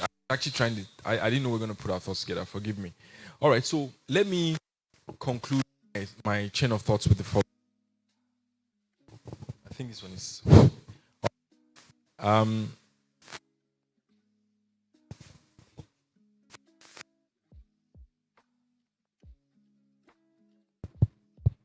All right, thank you very much. I'll give it back to her. All right, you've heard a lot, and like you said, there's a risk of being overloaded, and you need to be able to take this all in. If I would share my heart with you, I would give you this. Number one, you have to be prayerful. you need a priesthood that will power your career. And I'm not saying this to patronize Pastor Dan because I'm in a church. I'm telling you because if you understand mathematics probability, right? They say, what's the probability of this happening? What's the probability of an asteroid hitting your head? It's 1 in a trillion. It's not going to happen, right? Not maybe in our lifetime. But what is the probability of, what are my options? What if I was posted to Abuja? Probably won't be here. What if I was posted to Port Harcourt? So the only person that has the dice that can really map it well is God. And that's why, you have to go back and solve it from that problem. Now, I'm being careful that because when you go that direction, you now lose people. They're now hands off. And they just suspend their brains, which is what has brought us as a country to this point where we are, with all due respect. Are you following what I'm saying? But the reason is that there are certain things you cannot settle. Like the fact that I met, what if that guy that I invited to come and speak on that day came? He didn't come, so he now sent my boss. And apparently my boss was the source. My boss was the person that had the substance that I actually wanted, and I didn't know. So those things are settled in the place of deep, sincere prayers. The time you have now, you know why you have so much time? So that you can pray. That's the only time you have to pray. Now, I don't know whether I had time to pray all these 3 hours he's talking. With all due respect to him. Are you following what I'm saying? No, don't worry himself. We'll still do it. Oh. There's no excuses. Are you following me? Pastor Dami still does it. You can see his eye bags. Are you following me? Can't come and preaching this word and not be prayerful now. For where? Are you listening to me? And I'm not saying we're trying. God is helping us. At least for me. Let me speak for myself. Are you listening to me? So let me give you that cheat code first. Go and settle it. There are a lot of battles you can't fight. People to meet, where to go, which event, who invited you, leave all that one for God. Now, as a child of God and a child of the creator of heaven and earth, who is not lazy, you see the beautiful planet I put together. People don't know that God is too intelligent. That's why I mock and I detest and I'm disgusted by the culture that we are built of mediocrity. You are a disgrace to God. Do you know why I don't talk to people about I'm a Christian? Because I'm not sure if I'll fall his hand. So I keep my mouth shut until I prove myself. Then I now tell them I'm a Christian. But I'll never tell you I'm a Christian at face value. I'm doing it because we're in church. If in a corporate world, I'll act as if I'll say the good book. But I'm not mocking. I'm not afraid of ashamed of the gospel. But the Father I represent is the one that created the heavens and the earth and the universe. And he's intelligent. He's brilliant. Look at science. Look at physiology. Look at the makeup of human. Does that look like someone that was lazy, who just packed something rubbish? Then why are you doing a worse job? When they say find your hands to do whatever you have, let me tell you what that means. Some of you are at 0 now. 0 means you've tried, it's not working. Okay. Where do you begin from? You need to earn to at least meet your needs so you don't steal and you don't prostitute. And at the same time, right? Okay, I'm sorry to have said that, but at the same time, you now have enough to store value so that you can learn. Listen to me. While you are waiting and you're starting your journey, you need to earn. Earning is important. And if you're in a case where you don't have people that can give you money, allowances and all that, what you then have to do is you need to find somewhere to start from. Now let me break it down. Listen to me. Some of you have to go and become house helps. You heard me loud and clear. House help earns 50, 60K. You do assignment and all that, you add 10K on top. You're in Ikoyi, you have your room, you sleep in AC, you follow them to meetings in your parents. So that money is your money. 6 months and you are acclimated. No, 12 months and you have almost 600,000. 12 times 6, 60K. 700K. Settled. And if you're lucky, your boss's travels a lot, you watch it. Passport. Do you understand? Listen, I'm telling you 0. I'm taking you back. Now someone say, no, that's too far. Okay, no problem. Let's bring me. I think that's even more fun than being PSF. Let's bring that one. Yes, now you're in Banana Island. Can you beat? Chopping. And there's a way you be house help. Like, is this a house help? At some point, your boss will say, resume in my office. You are too much for this job. Because what are women, busy women, all these expensive, high-class women that you're all following? What do they want? Security and safety of their children. And they want them in the hands of intelligent people who will speak proper English to children.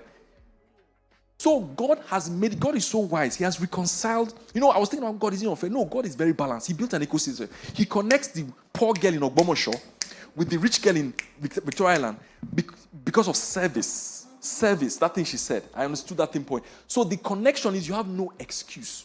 Now, if you don't want herself because your pride, okay, no problem. You can now take up volunteer, NYC, you want to go and do PA, and from there you work your way up. But there is something to do. The only thing I would say is do not do jobs that rob you of your time and of your learning ability at the same time. They have to give you one. Either ability to earn and learn, or ability to learn significantly and survive.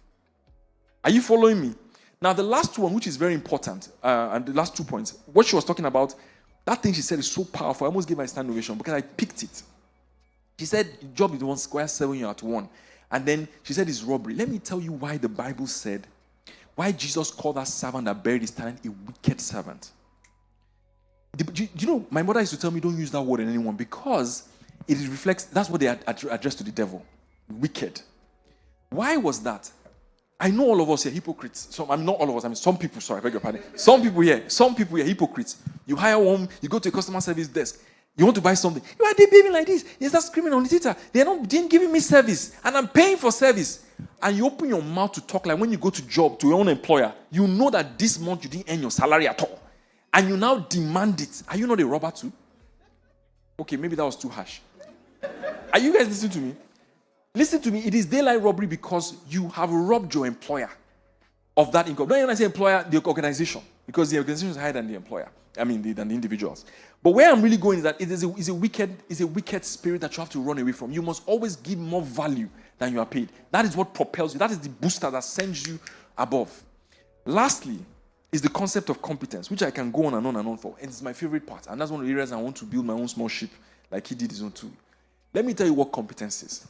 Competence is, and let me bring it alive. You are in charge of this program. You know what they give you? They said you are the one that will do stage and mic. You first go and check the battery levels of all the mics. You check it carefully. You calculate, you know. You look at the type of chairs and you determine, and you go and research what kind of chairs are able to make speakers sit comfortably in a way that they can bring out the best on them. Is it this type or another type? And then you recommend. When you show Pastor Dami says, this one, your head is correct. This is what is lacking in this country, that depth. But I want to break it down because we don't get it. That's why in admin, the AC remote control will finish on the day of our workshop, and we don't know. Because somebody has built a checklist of all the remote control batteries, and he knows when they will expire, and he has already tracked it. Somebody knows when all ACs will be serviced and has a register. This is just admin being faithful and understanding it. So competence that we're looking for, and that's why you have to respect like Ronaldo, and it's just that unfortunately they took sports that were popular. But it's the same spirit of competence that Ronaldo will tell you that I take 150 something, whatever shots in my practice. When they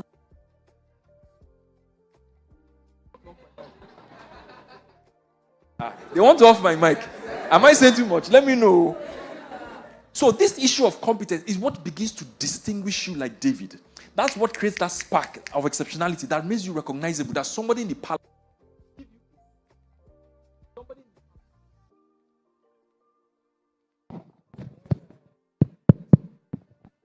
God help me. Somebody in the palace, go and read David's CV. When they said we need a man that can play, and he said a man of war, a man, he was not fought any battle. I mean, on record that we've seen. Where I'm going is that people have those opportunities, but they miss it. It's in every, that's what made me, and I say with all sense of it, exceptional to be recognized by that guy. Because I finished the tutu and I went to University of Abuja, off the radar. But how would I sit on a table with people from ex-McKinsey? Because of my exceptional attitude. That's what put me on the table. That's what put me on the table. So I skipped the line, because if I had gone through the route, I would never get in those places. Never. Because they don't even answer people with less than first class or 2-1 from a distinguished university. Do you understand that? So with all due respect, and by the grace of God, with all the things I've said, you have to pay attention. You have to be immersed in what you're doing. Whatever you find your hand to do. And with the kind of example I gave you, I just took it so that you get the point. When I say chair, you have to research the kind of chair that will bring out the best in the panelists. Do you understand what I mean? Because I actually felt this one would be doing way better. Do you understand what I mean? Are you following what I'm saying? That's how you, now if you take that to the corporate world like this lady or any other person, when they give you something to do and you pay attention to that. Oh, my boss says today your job is going to capture all the pictures. Okay, first of all, what, do I have a charger? Do I have a power bank? What cord? What kind of phone? You don't know your research. You are prepared and you came and took pictures because you applied yourself and you immersed yourself. This is the conclusion. Your employer, listen to me. Your employer is a test of how truly successful you will ever become. If you skip that, in other words, if you messed up with your employer and you now still went ahead to succeed, you will be an outlier. And it will be very difficult for me to believe that that is true. So anything you need to understand is that your employer is a free training ground, not an earning ground. Where from there you will now begin to plot your own chart to them whether truly you will be successful. Thank you. Thank you very much. Sorry, can I have that mic? No, the other mic. Oh, okay, this is working now. Okay, all right. Yes, so we have a few minutes left, but I would still like to take final words from our other speakers. So yes, Mr. Binga. Since you took us to church, let me go to church too. one would chase 1,000, two would chase 10,000. That suggests that that speaks to capacity, right? The moment you have 1,001 problem and you are facing it alone, you have failed because your capacity is 1,000. Be extremely deliberate about your friendship. End some relationships, start new ones, so you can create a critical mass around what matters in your life now. And the kind of friendships you're creating at deeper levels should touch all the critical areas of your life. That's one. Two is one of my favorite scriptures. Thy word is a lamp for my feet and a light for my path. Feet, lamp, immediate problems. Path, light, greater intensity, longer in outlook. I'll take it again. My feet can only, if I stretch these feet now, there's a limit to how far I can go. There's also a limit to the intensity of the light that comes from the lamp. So I have immediate problems. I need a job. I need light to know which job to get. So my prayers are that immediate. God is a present help, present, lamp, light, immediate problems.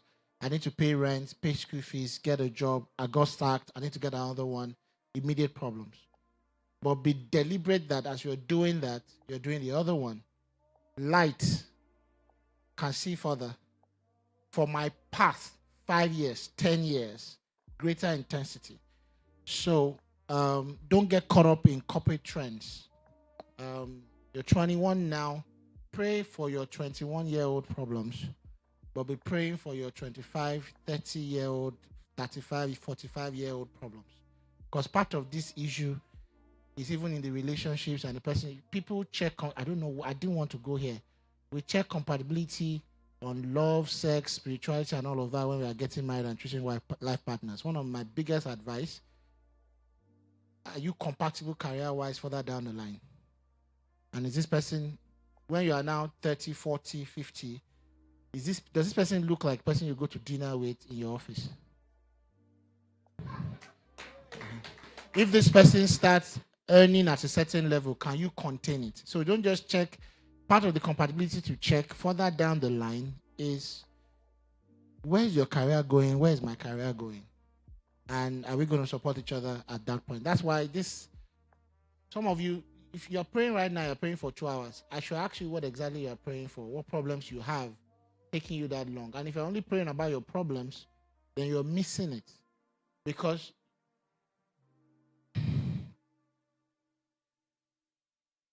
I'm not ashamed of it, but I've given jobs to people sometimes just because I felt I should. And I've really been wrong.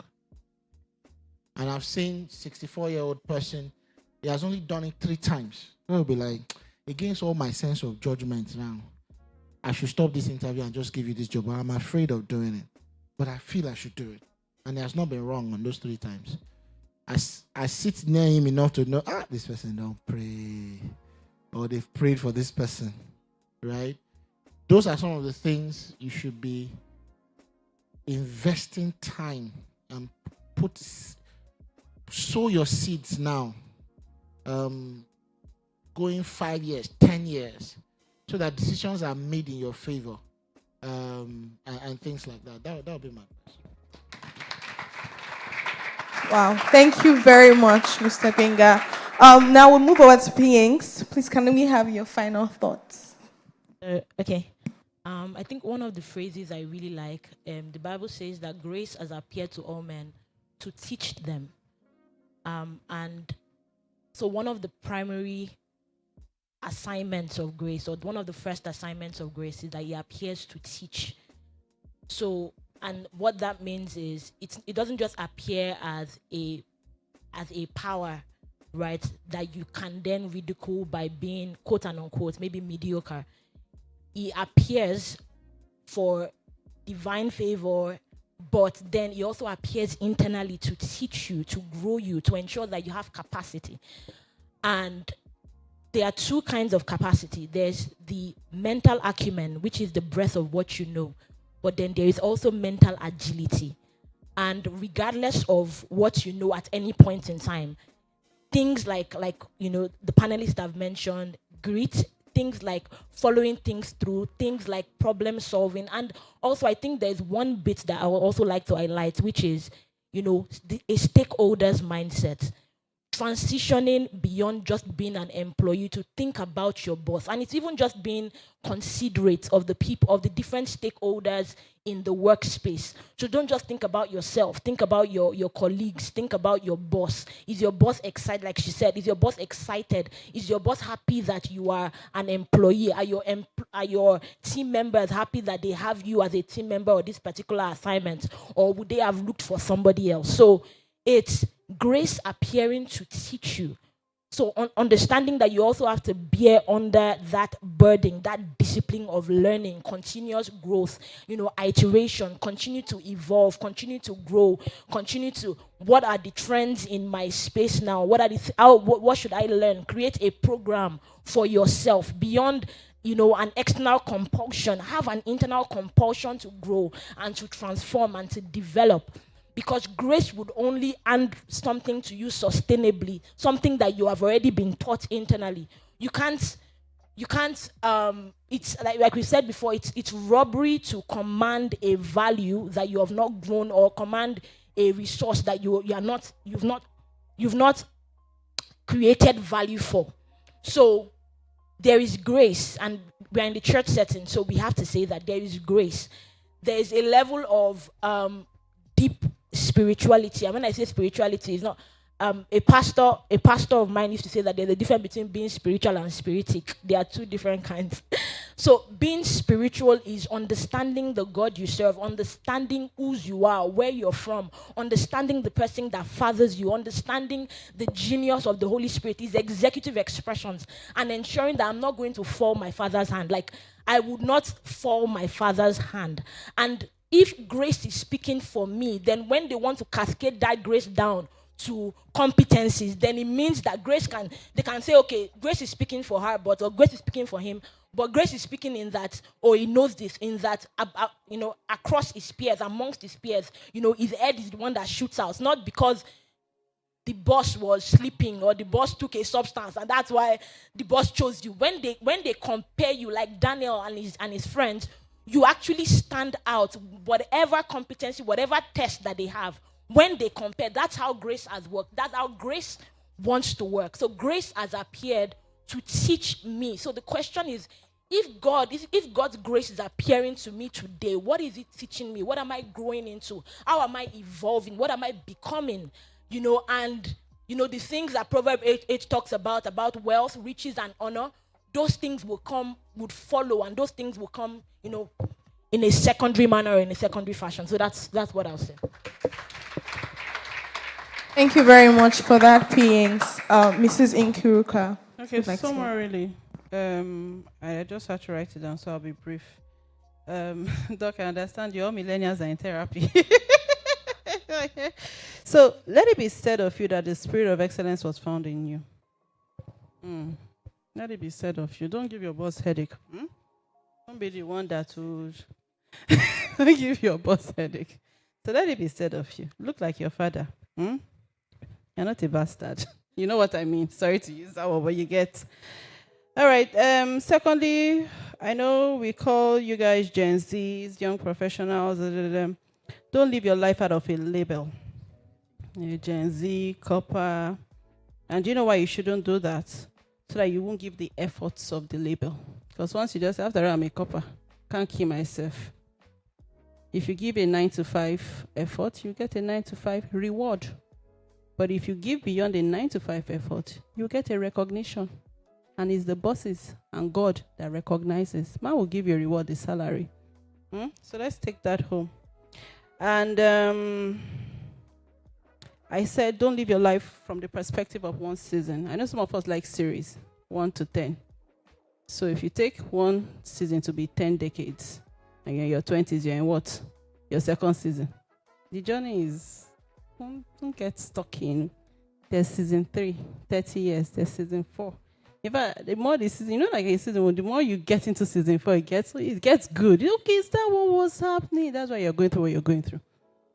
Because in season 4, you don't be sitting like Binka now, you don't be speaking, you don't know, speaking strategy, when I come over there. But then, when you were there, it didn't look like this. Then finally, just picking what doctor said. Be exceptional to your peers. You're amongst your peers. Like the way, was it so that he said was about BX? So now the competition is amongst ourselves. So I don't want to be exceptional. So after this conference, let them know that we are not together again. Yeah, they will say your own is too much. It's okay. I'm trying to be exceptional. Over Sabi, you don't want to sleep. Is that what they are paying you for? I'm trying to be exceptional to you. Thank you very much. Oh, wow. Thank you so much. It's been such an amazing session. Thank you very much. Before we close this session, I'd just like to do a short recap of the final thoughts that you said. And it was God first, make sure you pray. Competence. It was repeated so many times by every single panelist. Be competent. It stands you out. Leverage people and be deliberate about friendships. Be determined to continuously grow. Grow yourself. Grace is available to teach you. Have a stakeholder's mindset. And let it be said of you that the spirit of excellence was found in you. You don't have to look like anybody else. But let competence, let excellence look like your father.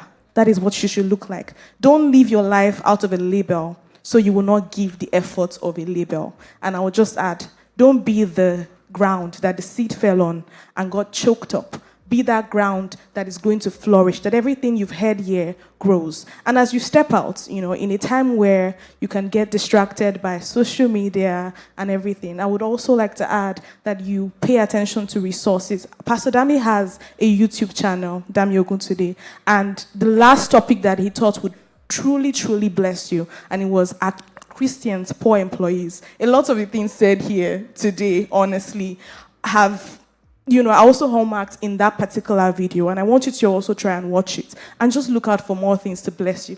Thank you very much for joining us. Thank you so much. Thank you so much. We've been so blessed. Thank you.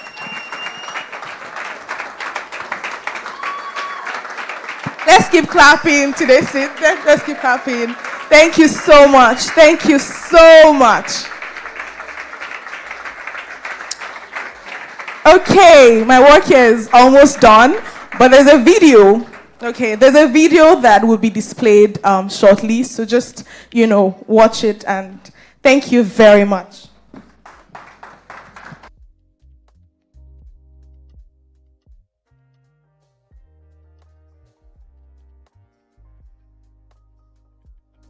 Come to Lagos, the city that never sleeps. Millions of souls living through the hustle and bustle of the city, all searching to become something more. Every day we dream, we chase that perfect job, a loving relationship, a sense of accomplishment. But sometimes the hustle feels endless, like we are all just going through the motion. Is there something more to life? Of course, there is. And somewhere in the heart of Lagos, a group of people have found that something more. Something more than earning in dollars, something more than a traffic-free Lagos, something more than Lagos without heat. These people have found something that connects to their soul, a place of true refreshing and significant growth, a community of exemplary leaders, a tribe committed to the balanced teaching of God's word, a group of people who are being furnished into excellent disciples of the Lord Jesus Christ. Here in the city of Lagos lies something more. This is the PowerPoint tribe. Join the tribe today and be part of something more.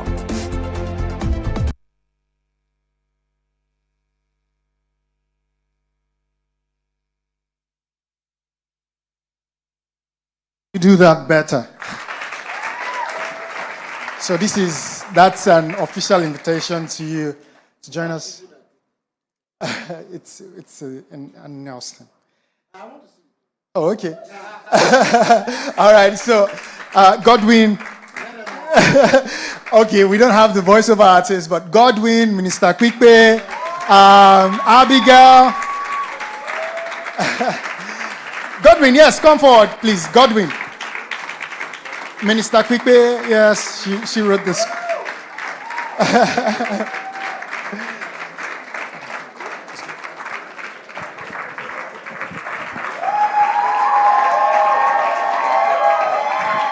All right, come up, yes. Exactly. So take your flowers.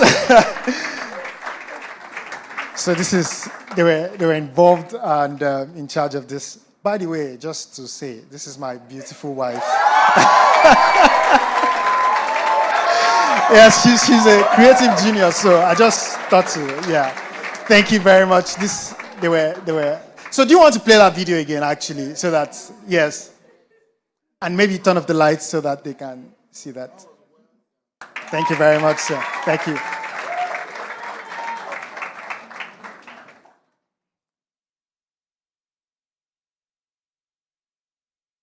Yeah, the video.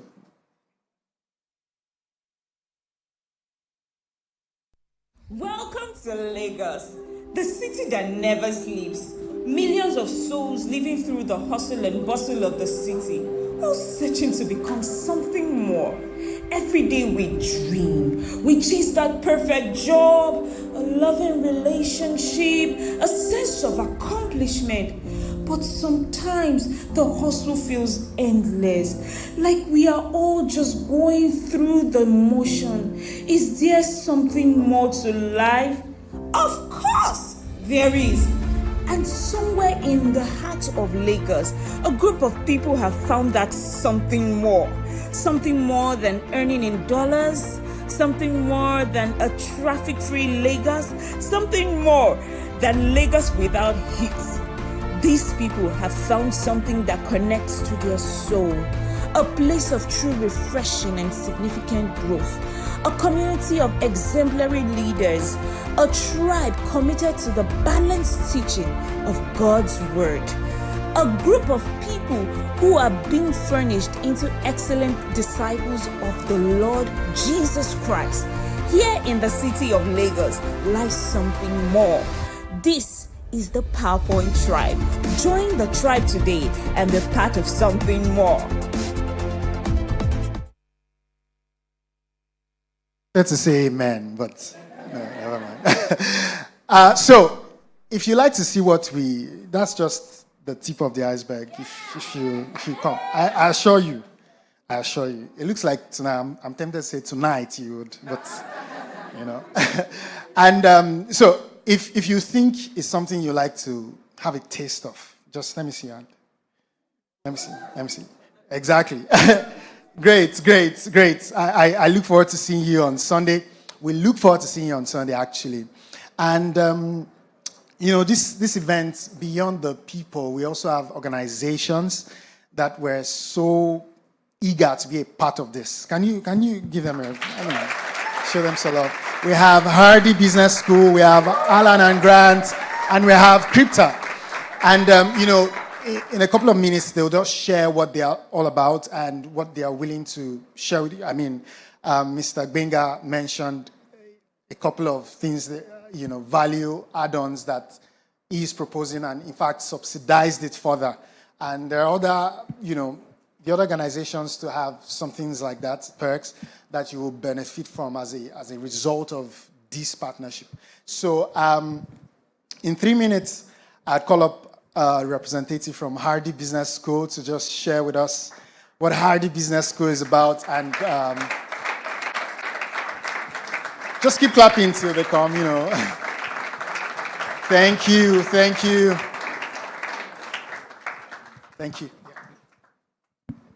Thank you so much, John. Hi, everyone. Good afternoon. My name is Jola. I serve, as we've learned today, as the head of learning at Hardy Business School. Hardy is a vehicle of transformation. Our goal is to future-proof the workforce of Africa and other emerging markets with the skills needed to succeed in a disruptive and a rapidly evolving environment. As we've seen today, the elephant in the room is very visible. You know, we can all sense it. The skills that you need to survive and thrive extend beyond what's being taught in traditional schools today. If you graduated today, you already have a lot of catching up to do to make yourself valuable and employable, right? And this is where Hardy comes in. We offer a range of courses on our interactive web platform for entry-level and even mid-level career professionals, really. So whether you're just starting out or you're trying not to become a fossil at your workplace, there is definitely something for you. Our offerings are classed into what we call micro courses as well as expert-led courses. The micro courses are bite-sized modules that focus on a single knowledge area. So we have things like soft skills, negotiation, we have emotional intelligence, critical thinking, problem solving. We also have technical skills, courses on technical skills like UI, UX, copywriting, product management, digital marketing. You can find things like that on our platforms. On the other hand, we have expert-led courses, and these are facilitated by established professionals in a niche industry. So they're on the platform and they share their experiences and their insights, and you can learn from them directly. So, for example, we have Johnny Drill on our music course, we have Kafi on our dance course, we have Maya Tafo on our fashion course, and much more, really. So if you're an aspiring entrepreneur or you're a creative, in these industries, or if you're just a business owner and just looking to gain some insights from people like this, you can just come on the platform, sign up for these courses, and just listen to them and get the leg up that you need to grow on your own journey. At Hardy, all of our courses are also self-paced, so you can complete them, at your own time, your own schedule. We're very flexible, very accessible in that sense. And our style of learning is engaging, interactive. As you can see, I didn't come to you today in a suit. So we're very fun, very flexible. We use a lot of gamification, quizzes, a lot of real-world case studies, practical illustrations, feedback as well, just to get our point across in a manner that you will not forget, right? So we're not focusing too much on theory. To sum this up, I'll just say this. Yesterday, the world went from typewriters to keyboards. Today, we're going from information to artificial intelligence.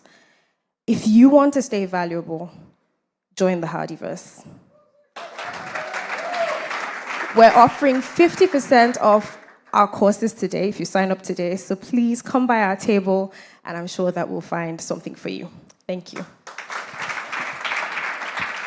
Thank you very much, Jola from Hardy Business School. So, of course, once you're done, there will be a session after this where you meet with industry mentors. We have 5 industries, tech, finance, we have consulting and HR, we have law, policymaking, NGO, and social reform. So if you're interested in either of these industries, you'll meet with your industry mentor afterwards. Okay, so up next, I'll be calling Crypta. Thank you. Hello, everyone. Thank you very much. So I'm Momorewa Allah. I develop courses. I work on the courseware development team, and I also do some marketing and sales at Crypta. And slides up. But essentially, what we do at Crypta is we're targeted towards all of you people in this demographic here. So entry level, early career, just finished serving, just about to serve. And what we do essentially is we equip you with, or we have courses that equip you with the essential skills that you need, not necessarily technical skills, but things that help you be able to be valuable, to be able to take the pressure off your employers, like our panelists have said, critical thinking, thinking and writing, those basic things that eventually are what you need to do, the work that you do every day. So we have courses. We have our flagship course. Oh, thank you. Yeah, our flagship course is called ELITE, ELITE, Entry Level Intensive Training Experience. And the idea is for you to acquire all these skills and knowledge, take tests that prove your, having that knowledge. And eventually, because we have a network of people that we have serviced and done these trainings for, we also have a pool of clients that we can network you to or connect you to get employment eventually. So the idea is that you take the entry-level course, you apply to take the entry-level course. Also, these are some of the courses that we have in our learning management system for you to take and, just acquire the skills and once you get certified, you get to be recommended to some of our clients, and some of our graduates are members or team members on these organizations after having taken our courses. So essentially, you can sign up to take our courses. We have some free courses and some paid courses, and if your applications are exceptional enough, like we have learned today, you can be offered a scholarship and complete the courses and then be offered the opportunity to work in organizations like this without having to apply. Thank you very much. If you have any questions, you can meet me at the desk here, and I'll be happy to take your questions. Thank you. Thank you very much. I think beyond interviewing and applying for roles, the most potent and surest way to get any form of employment is through recommendation. How many of you have gotten, okay, thank God. Fastest. You won't go through and how do you build recommendations? How do you get to that point where, how many of you have recommended somebody and you just covered your eyes in shame? Oh, I can see. Yeah, exactly. So don't be that kind of person. So that's what Scripta is offering you. And trust me, Scripta's recommendation is as good as you getting into the door. All right? So you check them out immediately after this and do well to register. All right. Lastly, I would be calling up Alan and Grant. Okay. Thank you very much, ma'am.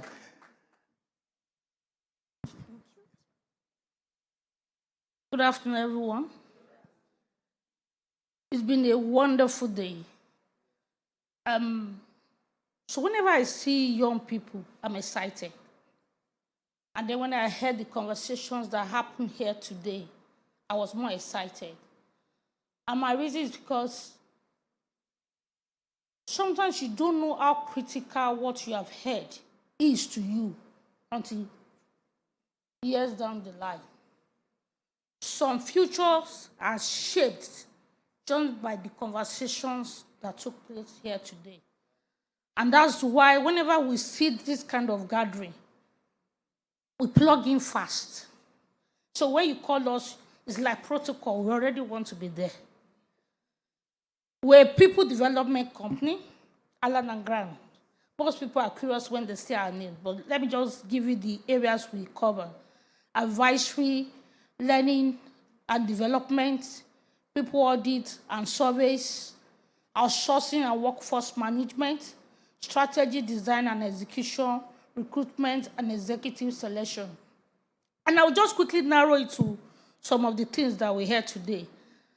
I remember when I think Mrs. Yinka also was talking, and we see a lot of that today. You want to get a job, and you are so bent on it has to be this way. I will say survive first. So we have this graduate training program. We ran for about some months after selection. And during my facilitation, one of the questions I was asked is, I want accounting. I want this. They didn't give me. And I said, survive first. I'm like, yeah, for how long will I survive? After working for about 7 years. So my first degree and my master's, I wanted to do HR for the longest time. But then I was promised that I will move into HR when I got to banking. And it didn't happen. but I kept surviving and I kept growing. And that was why she said, build competencies. Every desk they put me, the Bible talks about your gifts, setting you before kings and not mere men. I did my best to grow, to grow, to grow. And years down the line, when I walked away, and I said, I was feeling in my spirit the time to move. As I moved, I began to serve without being paid. After many years of working, I just wanted to learn. So as a people development company, we will tell you, sometimes don't be bent on, this is what I want. Sometimes what you think you want is not even really what you need. And you might not know you are in a formative stage. We are here to develop you. We are here to help you grow. Plug in, Alan and Grant. We are here for you. Thank you.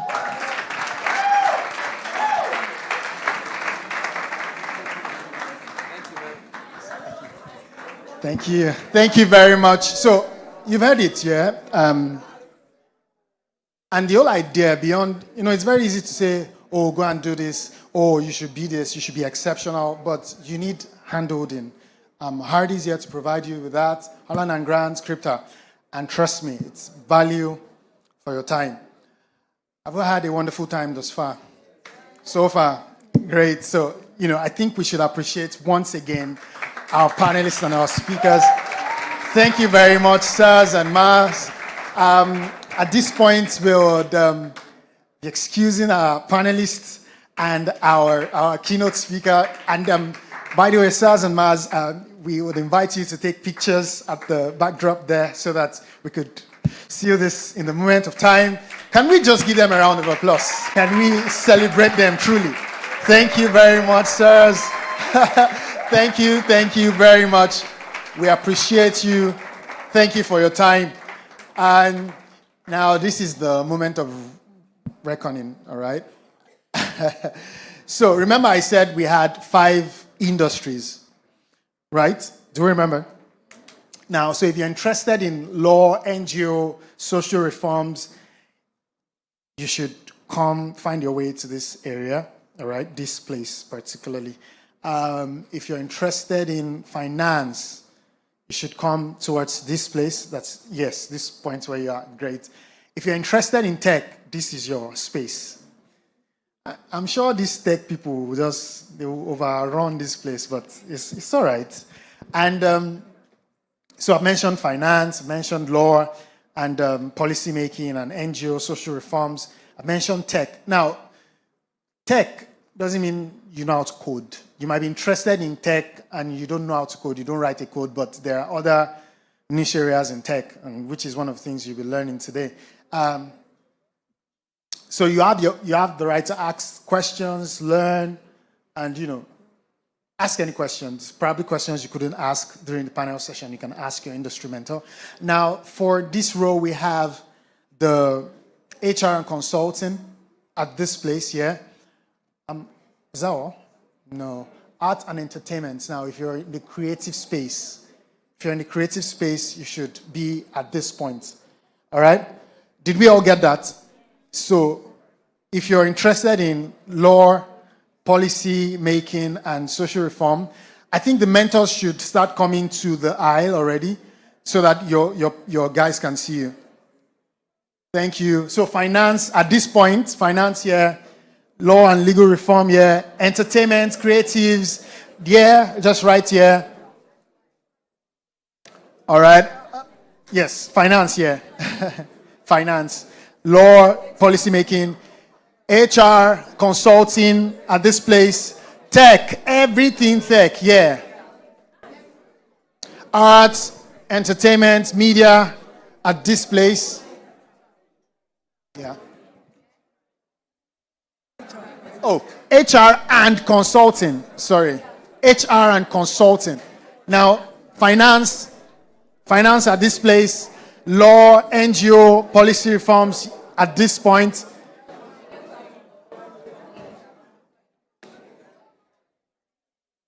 So, art and entertainment, where are they? Great.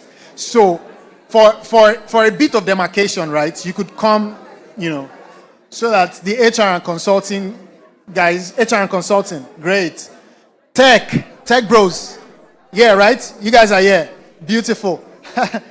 Sure. Finance. Great, beautiful. Law and policy, finance here, man. Yes. All right, so we are all in our spaces, yeah? Oh, great. Finance now. Oh. All right, thank you very much. Have a wonderful time.